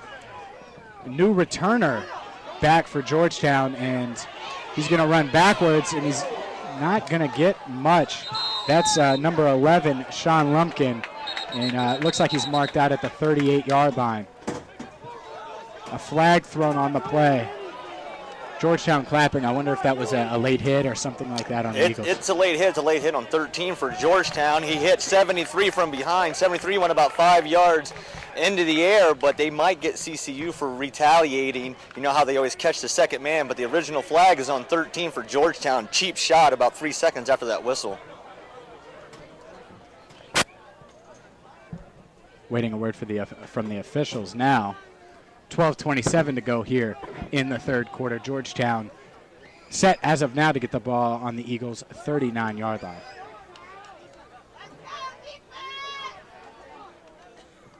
So first one, personal foul on Georgetown. So it looks like it's going to back them up. It looks like there's only one flag on the play, and it's on Georgetown. So they got the first offender, if you want to call it that. 12:27 to go here. It's going to back them up into their own territory, so they don't start in the Eagles' territory. And that penalty, probably a big one for the Eagles. You don't want to start in your own territory. Well, I'll tell you what, that was positive momentum. The return, there was a couple hits there. Obviously, one being questionable, one being legal. So Georgetown probably needs to just kind of hang their hat on their hard efforts during the snap and less after the snap. Let's see what they do here on first down. Senior quarterback Ozzie Mann in shotgun, and he's going to hand it off to J.J. Jude left side, and Jude breaks a tackle, cuts it back up right side, breaks another tackle, a third, and he's across the 35 down to the 30, and he's going to get all the way down to the 28-yard line. Jude with a huge run, and he's just got an ability to make people miss, to slide past defenders. He did it in the first half. He's got 2 touchdowns today, and he did it again on that play. Yeah, extremely athletic kid. You saw the footwork there, the high knees, the cuts, the vision, the ability to go back across the grain. Yeah, definitely a great athlete there in Georgetown. That sets up 1st and 10 on the 28-yard line. 12 minutes to go here in the third quarter. Georgetown looking to add on to their 21-0 lead. Mann takes the pass and again hits Jude on the screen, and Jude gets another first down up the right side. Big time holding on their receiver number 6. Bart Bell, who we've seen all day today, huge make some holding. big plays on third down. And I think it was him and Jay Horton going at it there, and the Georgetown player just kind of pulled him to the ground. Bart Bell pulled him to the ground, and it was an obvious, easy call for the ref right in front of him. And we've seen, speaking of this, Cincinnati Christian's a young team. I mean, that's no secret. They're a young team. They don't have more penalties than Georgetown, the more veteran, nationally ranked team. Georgetown has more penalties today. I find that semi-interesting. And I think that's why the score is what it is. Mm-hmm. I think that's been hurting them all game, is to backing up the long first downs. They've been 1st and 20 a couple times, 1st and 15. Obviously, the CCU is doing a lot of good things today. So Mann takes the shotgun snap on 1st and 10. He has pressure, runs out to the right side, scrambles, throws, had a man, and that was intended for wide receiver Bart Bell. Incomplete on that right side. And that's going to bring up 2nd and 10 on their own 34. The kind of things that make you nervous there. I mean, come on. I mean, you got to get pushed by your defensive front, whether it's the downs, the backers, or your blitzing. That quarterback, he had a significant amount of time to make a decision. You got to do something to alter him, get him off that pitching mound back there, and force him into a bad decision. And it's 2nd and 15, rather. I misspoke there, and the ball is on 34-yard line of the Eagles. 11:42 to go in the third quarter as man barks orders to his offense. You'll see at the bottom of your screen Ross Cox, who's had a big game. Bart Bell at the top of your screen, a guy we've talked about all day. He's been a big part of this drive. J.J. Jude next to Ozzie Man. He takes the shotgun snap. He looks right side. He's looking for Bell, and it's overthrows Bell just past the outstretched arms of him, incomplete. It's going to bring up 3rd and long with 11:36 to go. And if you're the Eagles defense, this is exactly where you want to be. Oh, yes. Look at this. 3rd and long. I would call this 3rd and extremely long. Let's see what type of coverage they come out with, whether they dial up a blitz, try and confuse them. You know, the front four, get it after it. Pin your ears back here, but be alert for the screen. This is one of those areas of the field and yards and down and distance where a screen is an option for an offense. And he sends a man in motion. Man takes the shotgun snap, and it looks like it was encroachment. There it is. There's a screen. And there's a screen. Yep. And there we go. Great pursuit there. Jude unable to make defenders miss, and the Eagles, there might be a flag on them, but if not, that will bring up 4th down. There was a lot of extra playing there between number 72 and 98 of the Eagles. Eric Perry. Yeah, I mean, it looked like there was just a lot going on there. I don't know what Rob has down there on the sideline or anything, but there seemed to be a lot of action there on that play. And there's the offsides. I would assume they accept that, replay the down. Well, yeah. the CCU coaches, they're making sure they're stressing, don't do anything stupid. Post whistle penalties, because it's getting chippier every second out there. This game's just getting Cincinnati fans ready for Bengals Steelers tomorrow. Definitely a big game. So do you sense a new rivalry, Georgetown, Cincinnati Christian? I mean, they're chirping like they've been rivals for years. They are chirping. There's no doubt about that. And so it looks like they're going to have 3rd and 10 here. And that offsides, it was just a senior quarterback, hard count, getting the Eagles to jump off. Yeah. It's still 3rd and long, to their credit. Yep. So 3rd and 11. 12. Let's see what happens here. All right, so here we go. And it doesn't look like Bart Bell, who's been the go-to on 3rd downs for Ozzie Man, is in the game. Nice split by number 19 here. And he's looking, doesn't have anybody open, rolls out. Man looks, throws downfield, intended for number 4, Joe Gansey, but Gansey unable to make the play. And that's going to bring up 4th and 10 on the 29. And you have to wonder if Georgetown is going to go for it. It looks like they might. Man is still on the field. Oh, I see some movement there. This may be a kicker coming in. There we go. And yep, Mr. Depp, Josh Depp, is coming in, and man off the field. He clearly looked frustrated. Yeah. Let's see here. I mean, I don't know if this is you got wind. You've got a decent distance here. I would say this is what, a 39-yarder here. So 29 plus 10, yeah, it's 39-yard field goal. We'll see here if he's able to convert. They take the snap. Depp with the kick, and it looks short. No good. Just short. No good. Just short. And great defensive stand there by the Eagles, who were instantly put in a tough position against that Georgetown offense. It was they only had 50-plus yards to get a touchdown. Big applause to the defense right there. Yep. Big applause to the defense. They did a fantastic job. I think the theme song for the defense just played. Stop. You know, I mean, just shut them down, open up shop. Yeah, that was their theme song. I mean, they're playing it here in the stadium. This is a exciting point in the game for the Eagles. Let's see if they can capitalize right here. So 1st and 10, Eagles ball. 11:10 to go in the third quarter. Big stop for the defense. Missed field goal by Josh Depp. And here we go. Wommeldorf under center. And he's going to hand it off to Garner Harris, left side. He's going to drag a couple defenders up about a yard or so. But Georgetown right on it. Gain of a yard. Gets up to the 30-yard line. Yeah. Nice first down there. Great play. Let's see if they can get a little bit more momentum, though. Move the ball a little bit more forward. I think I shocked you with the DMX reference. Yeah, you did. Yeah. I think after hearing that rendition, Mike better hope that this whole broadcasting thing pays off, because I don't think he's going to make any money in the rap industry. I don't know, man. You got to have fun. You got to have fun. A little karaoke or something. Frost in motion. 2nd down. Wommeldorf's going to keep it. Georgetown all over that one. on 2nd and 9. And that's the thing is they heard all probably at halftime the Georgetown defense did about how this quarterback's running through them. Yeah, they were looking for it. They're looking for it. I don't even know if they're tackling the dive. I mean, he's faking the dive there. I don't even know if they're tackling the dive and respecting it. Let's see what they go to here, and whether they can drum up maybe a nice pass play, mid-distance pass play, get a few yards after the catch, and get yourself a first down. The guy they would potentially target is Peyton Payne, number 17, at the bottom of your screen. Right now he is being guarded by number 5, C.J. Williams. So here we go, a little pitch play to Jordan Frost, the senior running back. Didn't find a ton of room at all. Gets up to about the 33.5-yard line.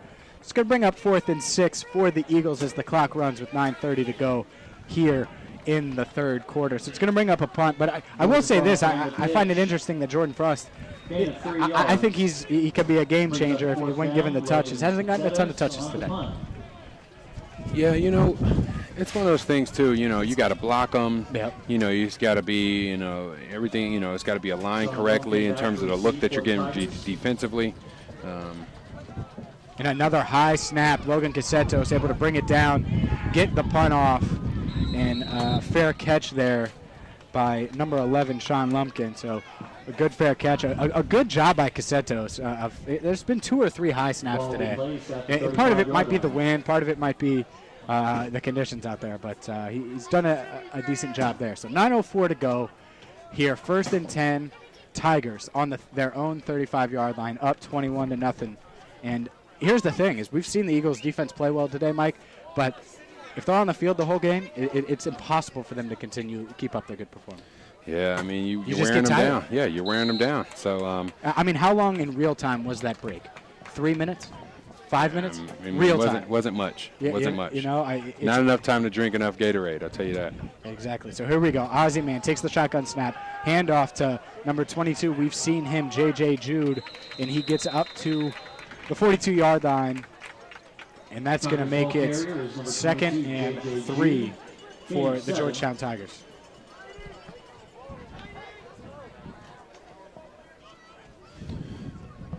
Yeah, I tell you what, there were very large gaping holes there, provided by the Georgetown offensive line.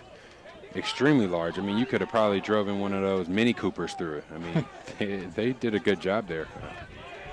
And when you're giving a guy a slippery running back like Jude that kind of room, it's just dangerous there. Kyle Longworth goes in motion. Man takes the shotgun snap. He's looking to pass, sets up a screen, and that's Jude. One-arm catch with his right hand. Gets wrapped up, though, right away. The guy we talked about all day, Jay Horton.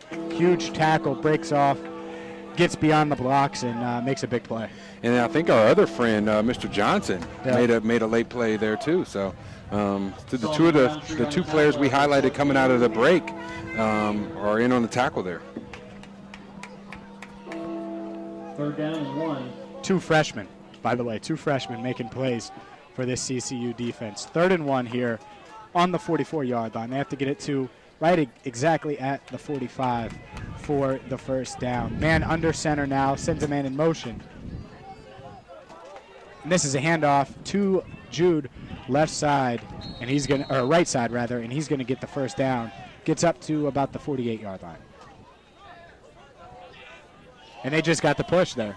Yeah, I mean, the offensive line for Georgetown continues to create that forward momentum, a hat-on-a-hat mentality where they're driving their feet and creating some movement. For CCU, it's just remaining consistent, gap integrity, and playing sound defense. It looks like there is someone injured, an injured player for Cincinnati Christian on the far side of the field. Hard to tell what 27. number that is. All right, I gotcha. So it'll be the timeout on the field at the moment here. And it looks like he's up and moving already, and that's number 27, Solomon Roundtree. Appears to be okay.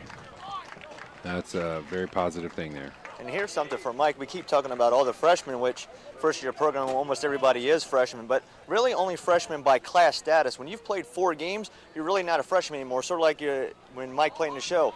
Once you've played a couple games, you're not a rookie anymore. No, you're definitely right. Yeah, these. Well, I think I even told. What did I say, James? I said one game. Yeah.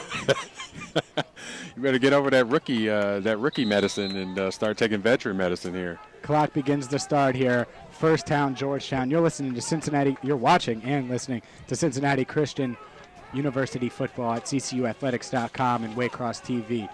So here we go. Ozzie Man under center sends a man in motion, and he's going to hand it off left side, and that's sniffed out right away.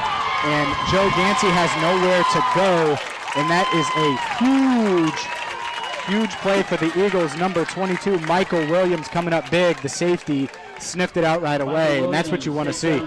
For a play out of a senior there by Georgetown, Joe there, I mean, that's surprising. I mean, usually if you got a negative play, just go down. I mean, he kept fighting, and I think he wound up 10 more yards even further back than where he started.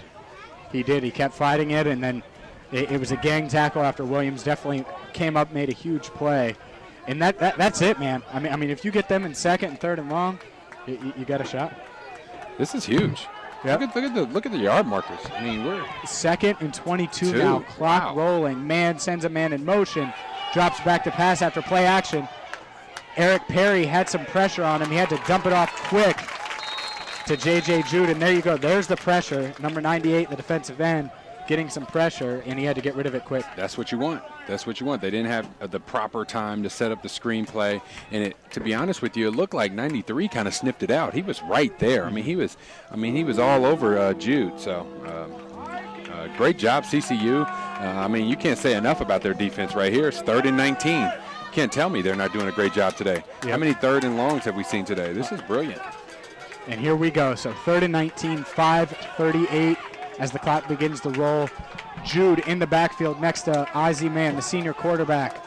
And he's passing, takes the shotgun snap, looks up, throws right, and it's deep, and it is nowhere near, past Bart Bell. Bart Bell was nowhere near it, couldn't catch it. And there you go. That's what you do. You could have senior quarterback, 18th ranked team in the country. Doesn't matter. 3rd and 19, it's tough. Yeah. What are you going to do? Right. So, I mean, what does Nick Saban have to say to that? I mean, what does Bill Belichick? 3rd and 19. What did they? I mean, you don't have many answers. That's tough. That's tough on any level, right? I know one 4th down that Bill Belichick remembers in 07, but I mean, 08 rather. I think you're aware of that one. 5:25 to go. Talking about Tyree. Yeah. Yes. Okay. Yes. All right. Yeah. I was there. I know.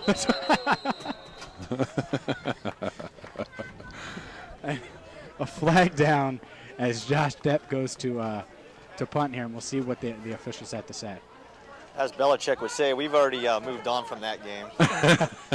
And then speaking of that big defensive stand right before they went on the field, all the players took over the huddle, and the only message was hit somebody and hit somebody and hit somebody, and that's what they did that whole drive, pushing them back.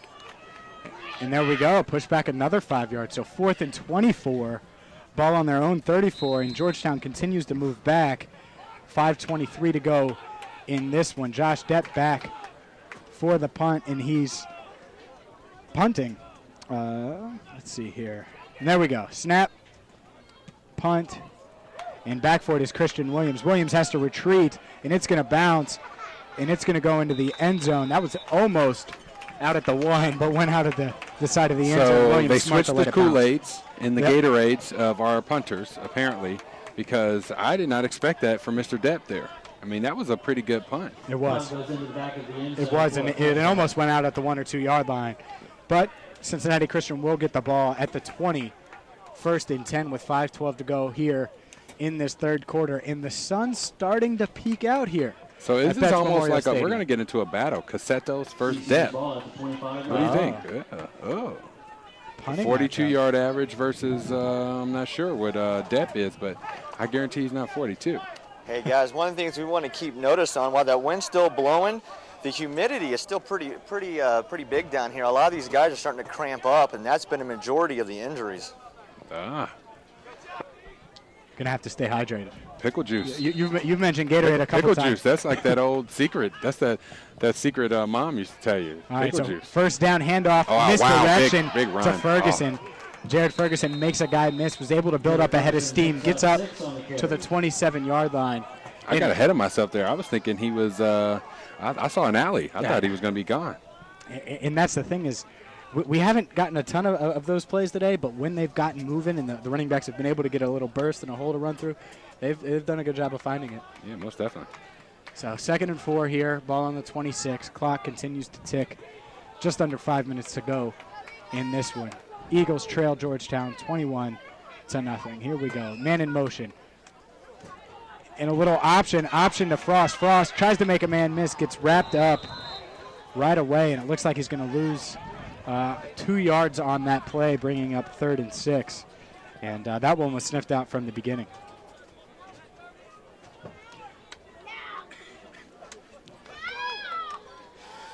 So we got 3rd and medium here. Ball on the 29-yard line. Let's see what they can accomplish here. 24-yard line, rather. All right, so here we go. Wommeldorf gives the play. Payne at the top of your screen. He's under center. Frost in motion. And he's going to roll out left side. And he's looking to throw under pressure. Eludes a couple defenders, ends up running.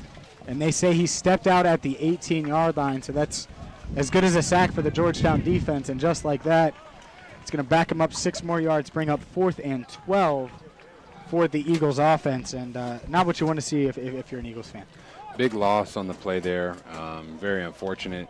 They weren't able to really get that edge sealed so he can get around for the boot/naked play there. That's kind of football vernacular. But let's see if we can get a good punt here out of Casetos and really change the field position dynamic.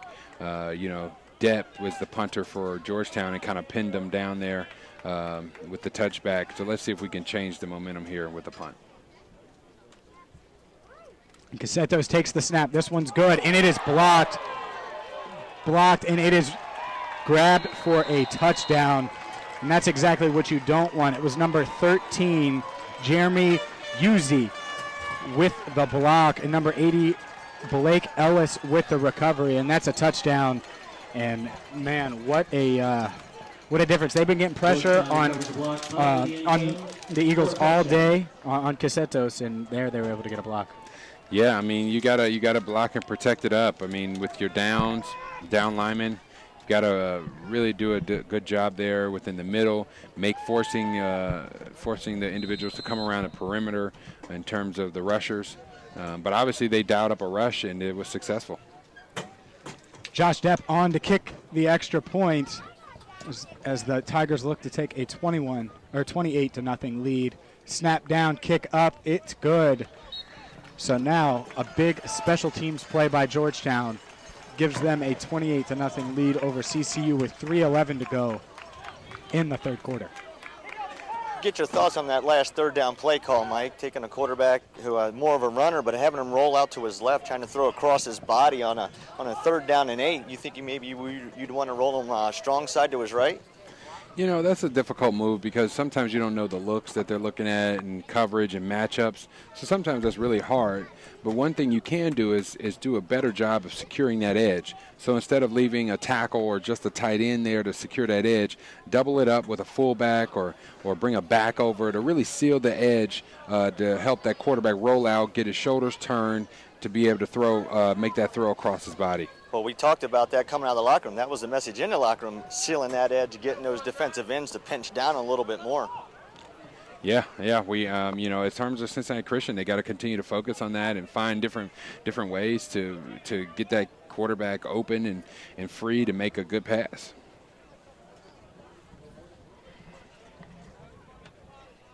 And back to receive is Darian Pryor and Jared Ferguson for the Eagles as Josh Depp places the ball down, set to kick off here as the sun is officially out for the first time in this game. So I'll take it. Here we go. No, I will take it too as well. No doubt about it. It's definitely still windy out, but the sun has came out on this Sunday, and here we go.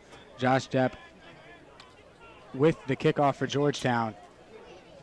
And it's another good one, and it's not going to be returned. So Cincinnati Christian will get the ball at the 20-yard line.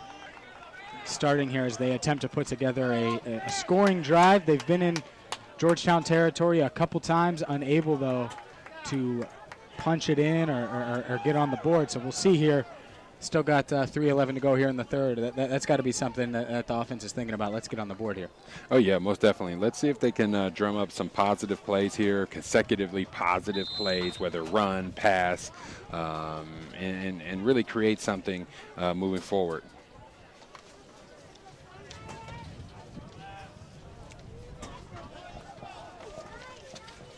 All right, so here we go. 1st and 10 on the 25-yard line, rather. Not used to the rule change. Jordan Frost in motion, handoff. Garner Harris up the middle, met right away at the line of scrimmage. Might have lost about, I don't know, a couple inches or so. Gets it right back to the line of scrimmage as the clock continues or starts to roll here, and we continue to wrap up the third quarter. So what I saw there is basically it was a dive play. Number 93 of the defense did a great job of getting on the upfield shoulder of our guard and center there, and really able to stifle that run play. And yeah, basically our center there, he was able to get on that upfield shoulder, turn his shoulders, and really get a little penetration, which caused us to have trouble on that run play. And there we go, a little trickery. Ball to Jordan Frost, and he breaks it up the right side, and he's at the 40, he's at the 30, it's a foot race, 20, stiff arm, and he's brought down at the 12-yard line, and there's the pop that Jordan Frost can bring to the Eagles. 1st down and 10 all the way inside the Georgetown 15. We'll see where they mark it. They mark it right at the 10-yard line. 65-yard carry. 65 yards on that run, and the senior running back coming up big when his team definitely needed it. Hey, I'll tell you, that's a jolt if I've ever seen one. That's a very explosive play that we talked about a few minutes ago. It's really creating some positive things, putting some good stuff on film, and that's what we saw there. So here we go. Wommeldorf under center at the 10-yard line. Sends a man in motion. Keeps it. And he sneaks his way down. Just a yard here, a yard there. Gets twisted down to the 5-yard line. There's a 5-yard gain in the Eagles. This is their second home game. He was very close to breaking that 5 yards away from scoring their first touchdown here at Betts Memorial Stadium. Jordan Kindred of made that play there. I mean, he was... that was one arm tackle away from being 6, I think. Nice little cutback. And here we go. Wommeldorf breaks the huddle. Frost on the left side. Looks like a run formation.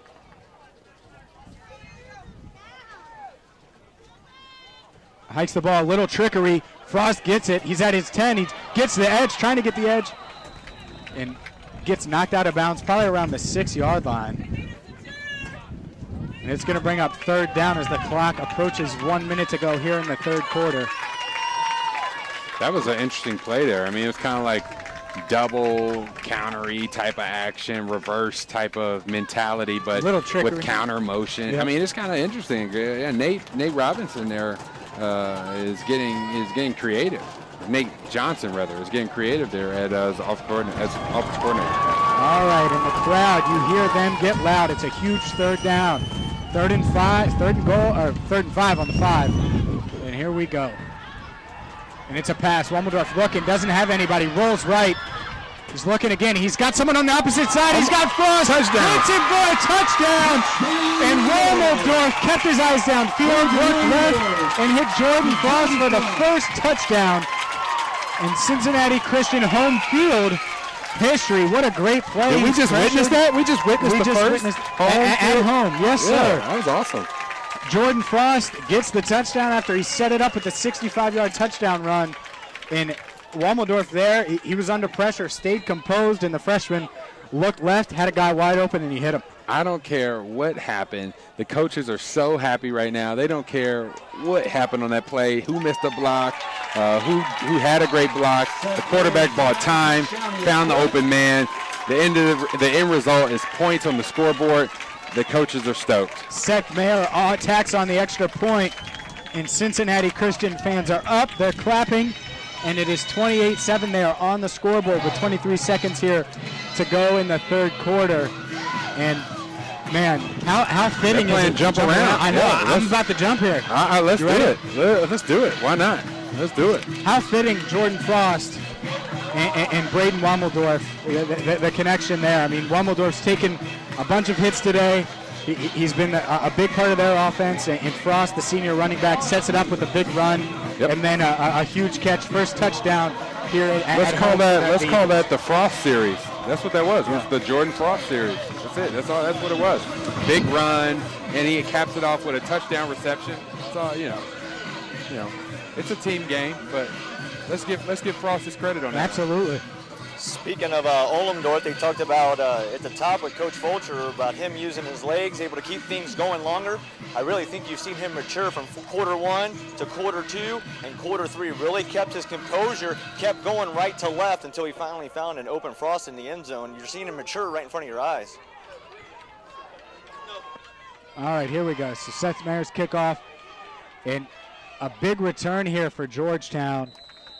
Up to the 35-yard line. Sean Lumpkin on the return, and it looks like he is injured. He's grabbing, I can't tell, but Sean Lumpkin down on the field for the Georgetown Tigers with 14 seconds here to go here in the third quarter. Very quickly and odd as well. I mean, so.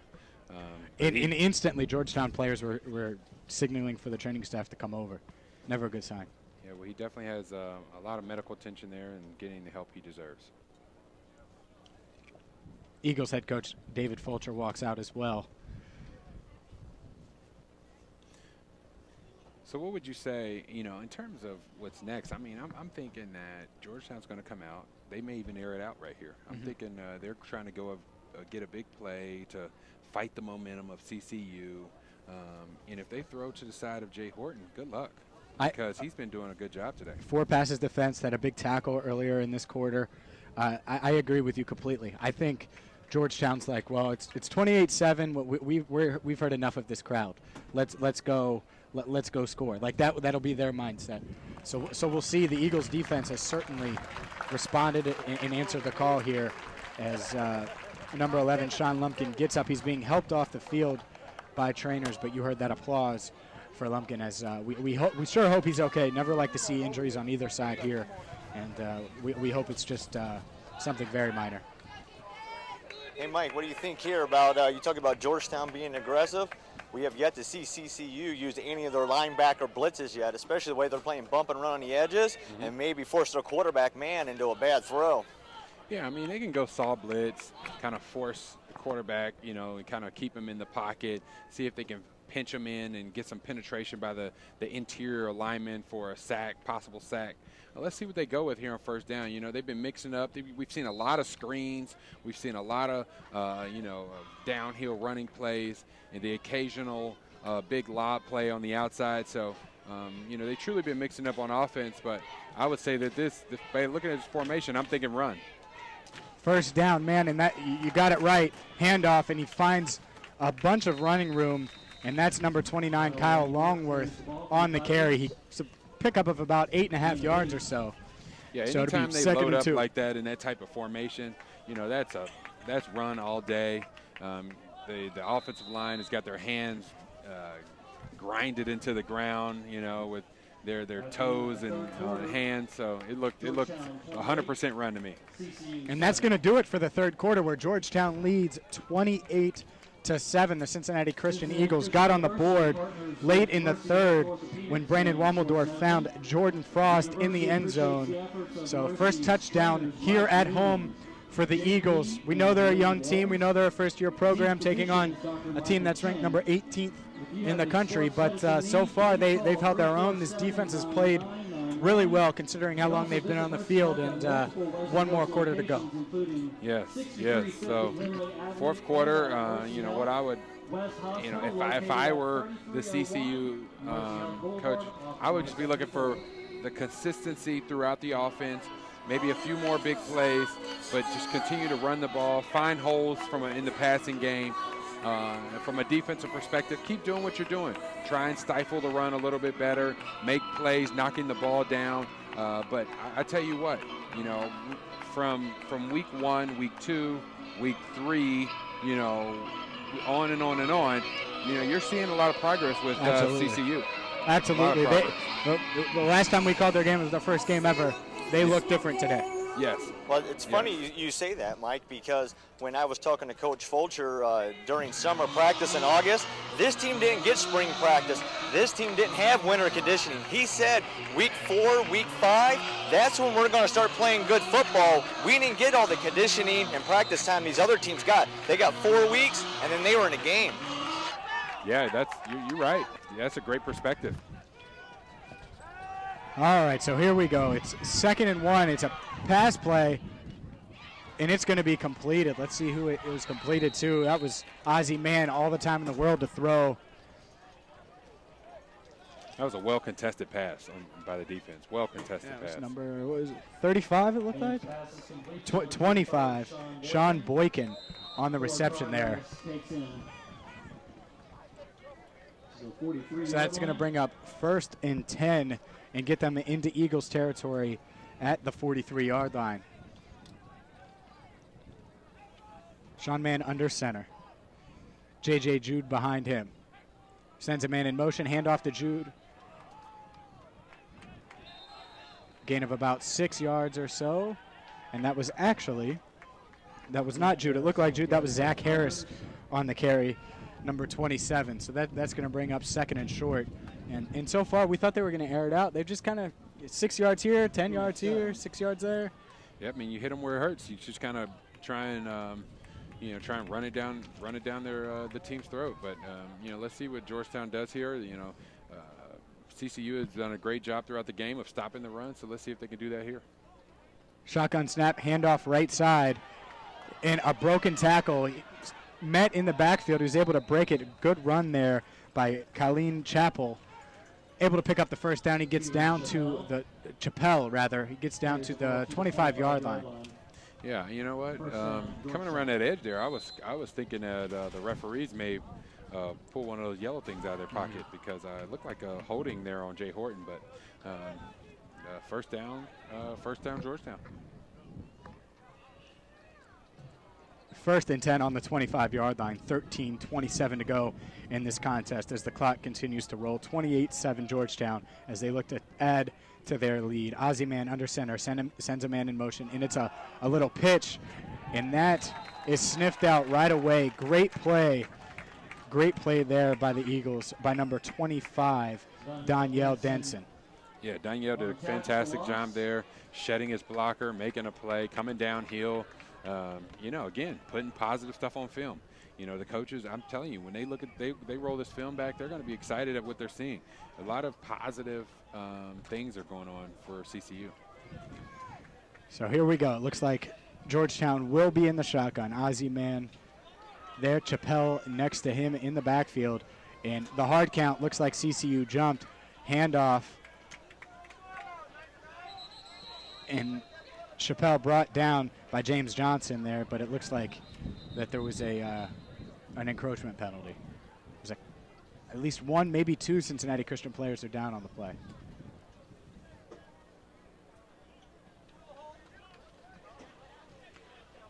Yeah. Well, you always hope for the best in these situations. We've seen multiple guys down today, and you just kind of hope for the best anytime you see these situations.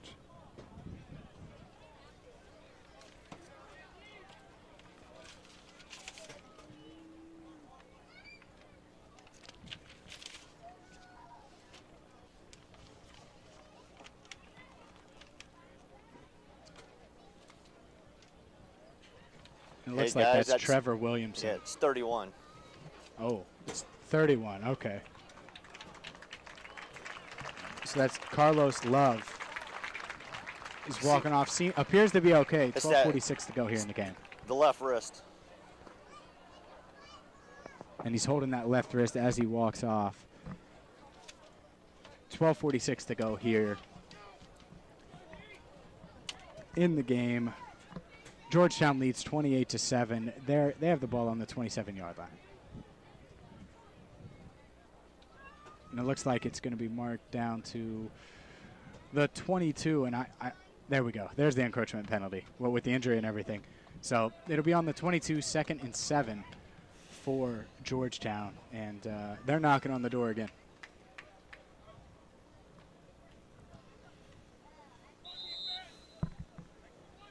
Yeah, second and long here. I mean, they could easily go run.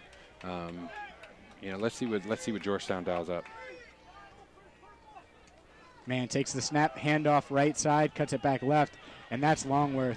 And Longworth is going to get it all the way inside the 10, make it the 9-yard line. And we've seen Longworth a lot today. He started, I believe, and J.J. Jude, and those two have found running lanes all game long. Something that comes to mind for me is these running backs. I mean, it's hard to tell them apart because they all have the same body frame. Yep. I mean, they're all tiny, stout guys, built well, low to the ground, great motors. They're all very similar in their attributes. And here's another one in the backfield next to Longworth, Zach Harris. So we've seen him a little bit today. And another handoff to Longworth, right side, and that's sniffed out right away. Great play there for the Eagles. And that's number 25, Danielle Denson. And we've said his name a couple times today. Big play there in the running with stopping Longworth on the right side. Oh yeah, most definitely. That was a fantastic play, and that's what you want. You want to stifle that run the best you can every time they attempt, especially in this situation.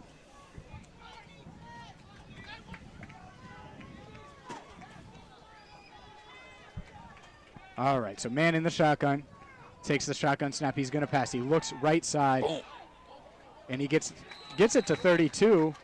I honestly thought there Jay Horton was going to literally pop. Yeah, I thought he was going to pop him pretty good. He went straight for the shoelaces, got him down, and that was Chappelle, who we've seen on this drive. This is his debut drive today. We haven't seen him until this. He's gotten a lot of playing time, though, on this drive. And now it's 3rd and goal on the 9. And big play here for the Eagles defense. Man in the shotgun. Chappelle next to him.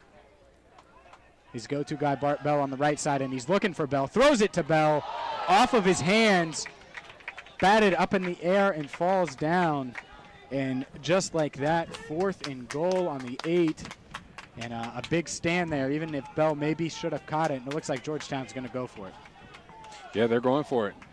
This is that feuding that we've been talking about all game, and the chirping. It's not only between the players. I think it's the coach's mantra of Georgetown coming in here, and he never kicks on 4th down and goal. All right, so here we go. 11 minutes to go in this game. Ozzie Mann takes the shotgun snap, looks, he throws it up, and it is intercepted. And Ozzie Mann was looking for Ross Cox. Picked off. Look at the sideline right now. Look at the fans. Look at the sideline. Everybody's pumped. Everyone's clapping. I mean, this is momentum. This is what you want for CCU. You want to see the positive, putting good things on film. That's what you want to see, creating an environment where, you love every play, and, you got your team rallying around each other, and that's what they're doing now. An interception on 4th down and goal. I mean, that's awesome. Absolutely it is, and it sets up the Eagles in better field position than they would have had at the 20-yard line. Wommeldorf back under center. Frost in motion. Wommeldorf has it. He's back to pass. He throws it, and it was intended on the sidelines for 84, unable to get it to him, and it was batted down. That was Marcus Hollifield on the pass attempt. Being targeted, rather. So 2nd and 10, and we've seen them throw it a little bit. Not too much success today, but you definitely got to keep the Georgetown defense honest. Yeah, you got to keep them honest. Keep trying. We'll see what they come up with here on 2nd down.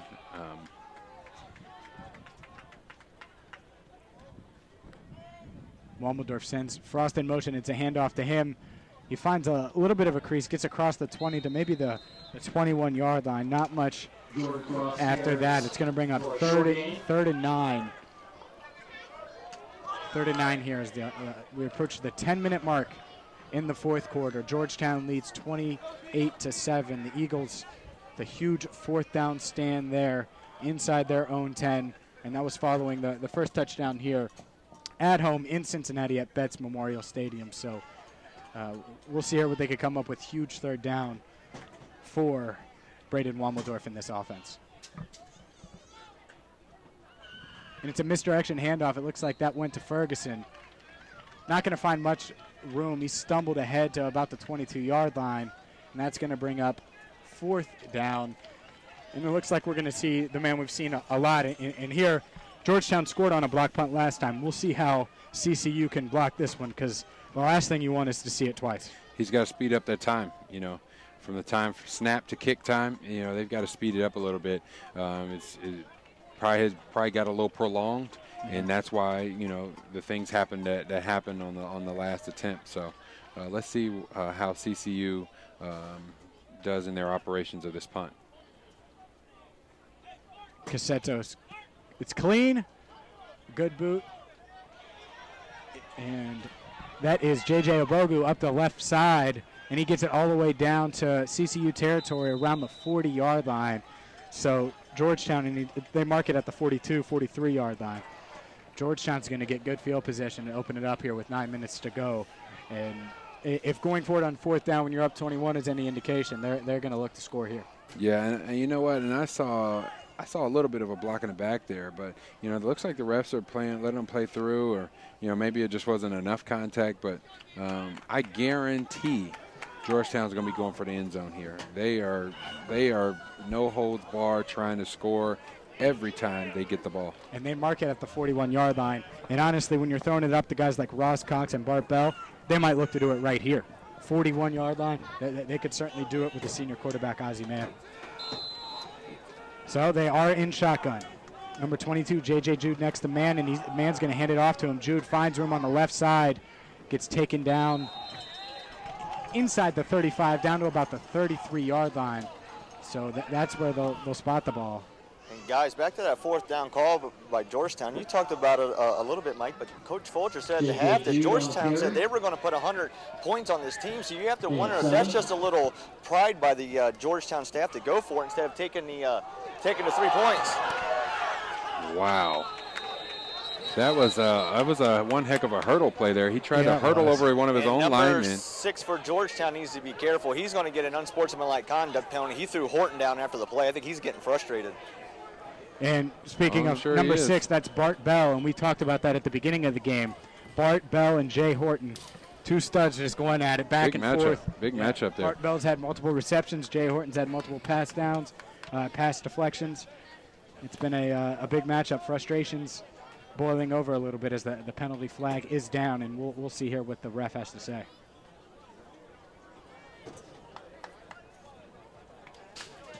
And there you go. And that's going to back them up. And say what you want, but this young Cincinnati Christian team, I'm not going to say they're getting in Georgetown's head, but they're definitely, they have less penalties. They're playing them well. In this half, I mean, look at the score. This half, what's the score? You don't see much you don't see much retaliation coming from CCU. It's all Georgetown who's kind of initiating some of the banter or the illegal contact. And so I would say, CCU's been doing a great job, great discipline by the ball club, and just continue to push forward and try and create some positive for your team. Mike, do you think this is just Georgetown's just frustrated? They thought they'd come into a first-year program, push them around the field, and CCU's not getting pushed around. You think maybe a lot of this is just frustration penalties? Oh yeah, most definitely. That's the problem with expectations. You set those large 100-point expectations. You come into some big issues. And here we go when they're not met. And you see a false start there, and that was clear. And just like that, as a false start by number 70, Mitchell Wessel. It's going to back him up 5 more. And you think our friend Mr. Johnson or over there, James Johnson, was making him a little nervous? What do you think? That might have been it. That really might have been it. I think that was it. He was a little nervous. So the junior with the penalty. 3rd and 23 now. And Ozzie Mann, I know you got Ross Cox and Bart Bell, but this is going to be a tough one to pick up. We'll see if they can do it. He's at his own 46 now, 23 yards to go as the clock approaches 8 minutes. Sends a man in motion. Takes the shotgun snap. He's going to throw it. Looks up, and it's going to be incomplete at the feet. And just like that, I mean not a great throw there, but intended for Blake Ellis. And that's what 3rd and long does. That's what 4th and long does. And now Georgetown, like it or not, they're going to be forced to punt. And yes. Those cramps are coming back. 99, big 99. James, JJ cramping up again, asking for the medical staff and some more Gatorade. Get us some, will you? Hey, Rob. Yeah. Do you hear the song that's playing right now? Yes, I hear it. We don't need your rendition. It was plenty good enough the first time. Oh, man, the viewing audience, I know they would love to hear it. I think it was better than DMX. Yes. At least 2016's version of DMX, right? Yes. Yeah, Every time the defense gets a stop, you know, a particular song is played, and I enjoy hearing that song. That means CCU is doing their job. Christian Williams back to receive the punt. All right, so CCU going to get the punt here. 7:57 to go in this game. Christian Williams back to receive. Josh Depp, Johnny Depp's long-lost nephew, back for Georgetown to punt here. Someone's going to believe that, and I'm going to get in trouble. It's not true. It is not true. Someone's going to hate me or something. All right, here we go. Josh Depp with the punt, a little low of a snap.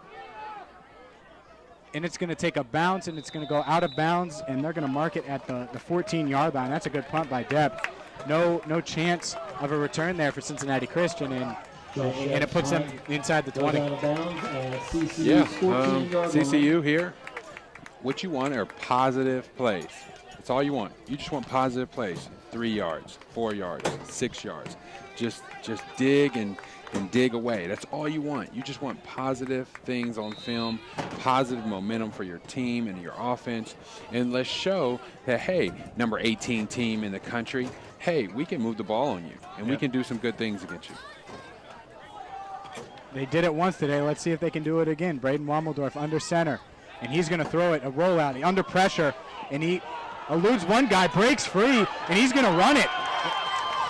And that's a positive yardage, gets up close to a first down. That's at least 9 yards. So didn't someone compare him to someone named Manziel? Yes, I mean, we kind of ish. That was Manziel ish. That was a lot, really close to what he could do on the field. Yeah. Slippery.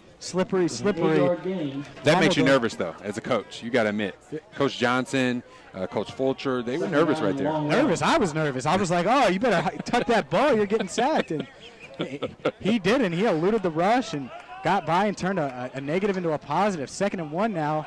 7 minutes to go in this game, and Wommeldorf showing that he's plenty athletic to play at this level.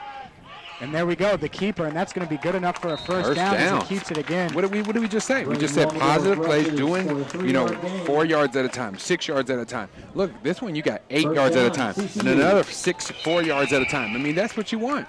You want positive plays. Keep moving the ball, keep doing great things. And there we go, Wommeldorf is down. He's looking at it looks like his right ankle, right leg. Oh, that's not good. And that is not good. And that's not good. That's what we feared when he took a big hit in the first half. He's been such a jolt. He's given this offense such a jolt, and it looks like Rob, look on the sideline, but to me it looks like backup ready to get warmed up here.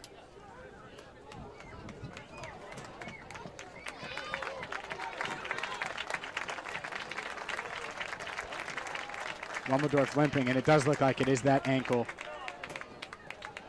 We'll see if he can return, but yeah. I don't know, he's hobbling a little bit, but it looks like I might have gotten twisted in the pile. There was a pile there for sure. So. Yeah, you never know. You never know. Those are those hard things, you know, and you look down at your ankle and you say, oh, there's no way this thing can keep me. But I tell you, an ankle injury, it will debilitate you. But that's the risk that you run also having a running quarterback.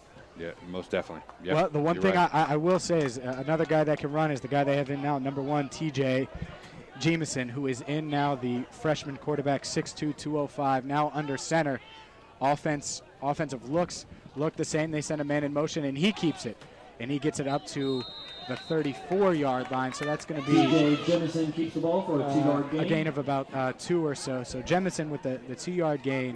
And yeah, he's a local product, right? Yes, Lakota East. Yeah, he's Lakota East, who got beat down by said Oak Hills last night, 30-7. But you saw in that play some miscommunication with the new quarterback. He went to hand off the ball and nobody was there. I'm about to make fun of Rob now. Yeah, he calls the Oak Hills game, so he's got to sneak in with. They got beat down last night. Hey, I sneak in the CCU. That's free pub. Okay. This is NAIA collegiate football here. Clock just under 6 minutes. Fumbled snap. Yep, fumbled snap there. And You see that some, right? When a backup comes in, it's just you've got a quarterback does things one way, and then you get a new guy in there where that's the center of the quarterback, and it's just a whole different rapport, a whole different feel. And so that's going to bring up 3rd and long for Jemison, who just got in the game, didn't have a bunch of time to warm up, and as the clock approaches 5 minutes, the injury to Braden Wommeldorf appeared to be his ankle, but that might have stymied CCU's momentum. Yeah, most definitely. I agree. But, at the end of the day, next man up mentality. Absolutely. You got to keep rolling. So let's see what they come up with here on 3rd and long. And they are going to pass it. Jemison rolls right. He throws it downfield. And I'm not sure who he was targeting there. There were 2 guys in the area. One, Jordan Frost. The other, number 84, Marcus Holyfield. And I think Holyfield was the one. He was kind of upset. He thought he got interfered with there. Yelled at the official a little bit. I didn't get to see it, but that will bring up 4th down. They weren't afraid to air it out there, though, on 3rd down. No, you saw TJ. He just kind of launched it and gave his receiver a chance. A lot of times the receivers, they got to take that onus on them. They got to go make a play. You see that ball in the air, go make a play. And sometimes you have to make a play as a defender if the DB is trying to make a play on the ball. So, it can't always put on the quarterback in terms of his location. But Logan Casetos with the punt there. And it took him a lot of time, I feel like, to get that one off. Didn't get blocked, and gets it down to about the 38-yard line after the return. 4:52 to go in this one. This is Cincinnati Christian University Athletics at ccuathletics.com. Also Waycross TV. Georgetown, the 18th ranked Tigers lead your Cincinnati Christian Eagles 28-7. 4:52 to go here. At their own 37-yard line. Georgetown with the ball on their own 37-yard line. And two things. You got a new quarterback. Yep, Clay McGee is in. The coaching staff wanted that pass interference. They impeded his route, and that's what they were so upset about. Okay. And McGee under center, and he hands it off again. The guy we've talked about all game, J.J. Jude, still in there, but Ozzie Mann out of the game, the senior quarterback. The clock continues to tick, and now sophomore McKee gets a chance here for the Georgetown Tigers. If I'm CCU right now, I'm very enthused about my team. Irregardless of the score, I'm very enthused in terms of progression. With the changes and the things, the positive things we're doing game by game. Absolutely. You're improving week over week, and that's what you want to see as a coach. So, whether it's administration or coaching staff, I would be very positive and very happy with some of the things that I'm seeing out here on the field. McKee with the pitch there to number 25, Sean Boykin. Boykin gets up to about the 46-yard line. So it's going to bring up third down in about 1 yard or so. And this is what I'm interested in now. Is if CCU gets a stop, does Georgetown go for it? We've seen them do that before inside 5 minutes like this. Based on the way that the things have been going today, I would say yes. Because these coaches over there on Georgetown refuse to punt in some of these, obvious punting situations. And here we go. It's a handoff, and we're not going to have to answer that question. Handoff right side, and that's number 39, Brandon Gray. Rumbles, stumbles, bumbles. And it looks like he's going to get up to the 50-yard line exactly as James Johnson runs back on the field, number 99, the defensive end for the Eagles. Number 67, Andrew Wilkes of the offensive line for Georgetown just put one heck of a block on number 34 of CCU. And I'm talking, it was one heck of a block. Much credit to him. Probably a lot of differential. 24, sorry. And that was one of the reasons why they got the first down. And here we go. First pass we've seen from McKee. And it looks like he's got some wheels. He's going to decide to run it. He gets down to the 41-yard line of CCU as we approach in just under 2 minutes ago now. 2:57 as the clock continues to tick. Georgetown leads 28-7 here. And 2nd and 1 here for Georgetown. By the way, Eagles fans, make sure you stay tuned. You will hear from David Fulcher in the postgame. Our own Rob Roberts will try to catch up with him as soon as this game is over. And here we got a handoff, and it's going to be a first down and more. And he's still rumbling.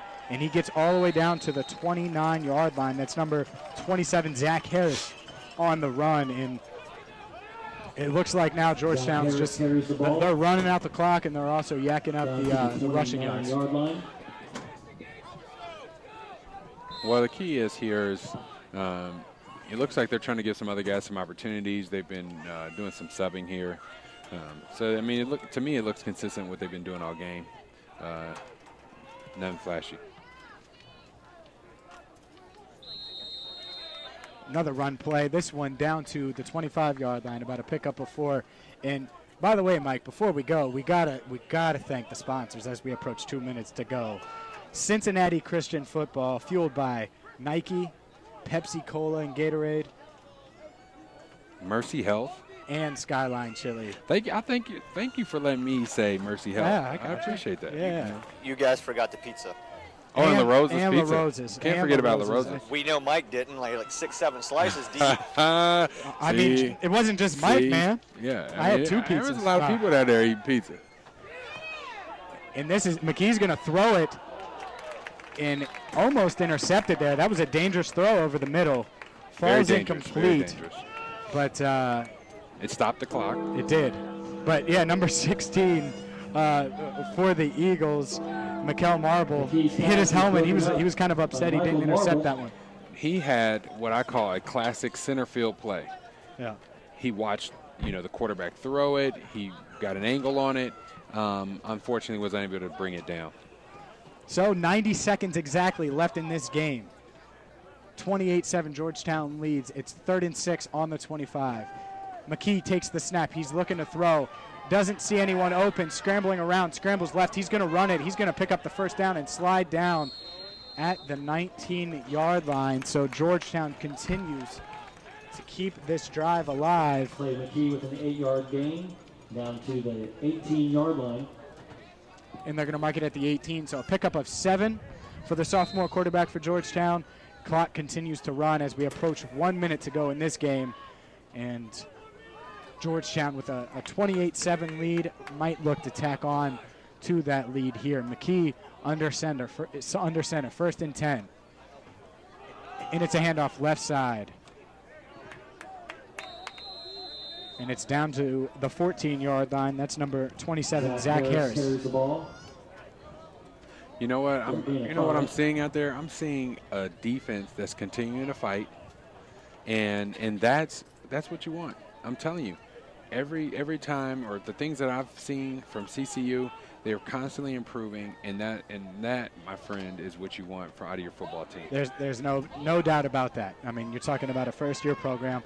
What you want is improvement. You're talking about a nationally ranked team here today, and 25 seconds to go in this game, and they've played very well, especially on the defensive side of the ball. Handoff left side. And just as we compliment it, Sean Boykin finds some room on the left side, gets it in. Georgetown punches it in with just 16 seconds to go. 34-7. They extend their lead with 16 seconds to go here. And, Mike, I will say this.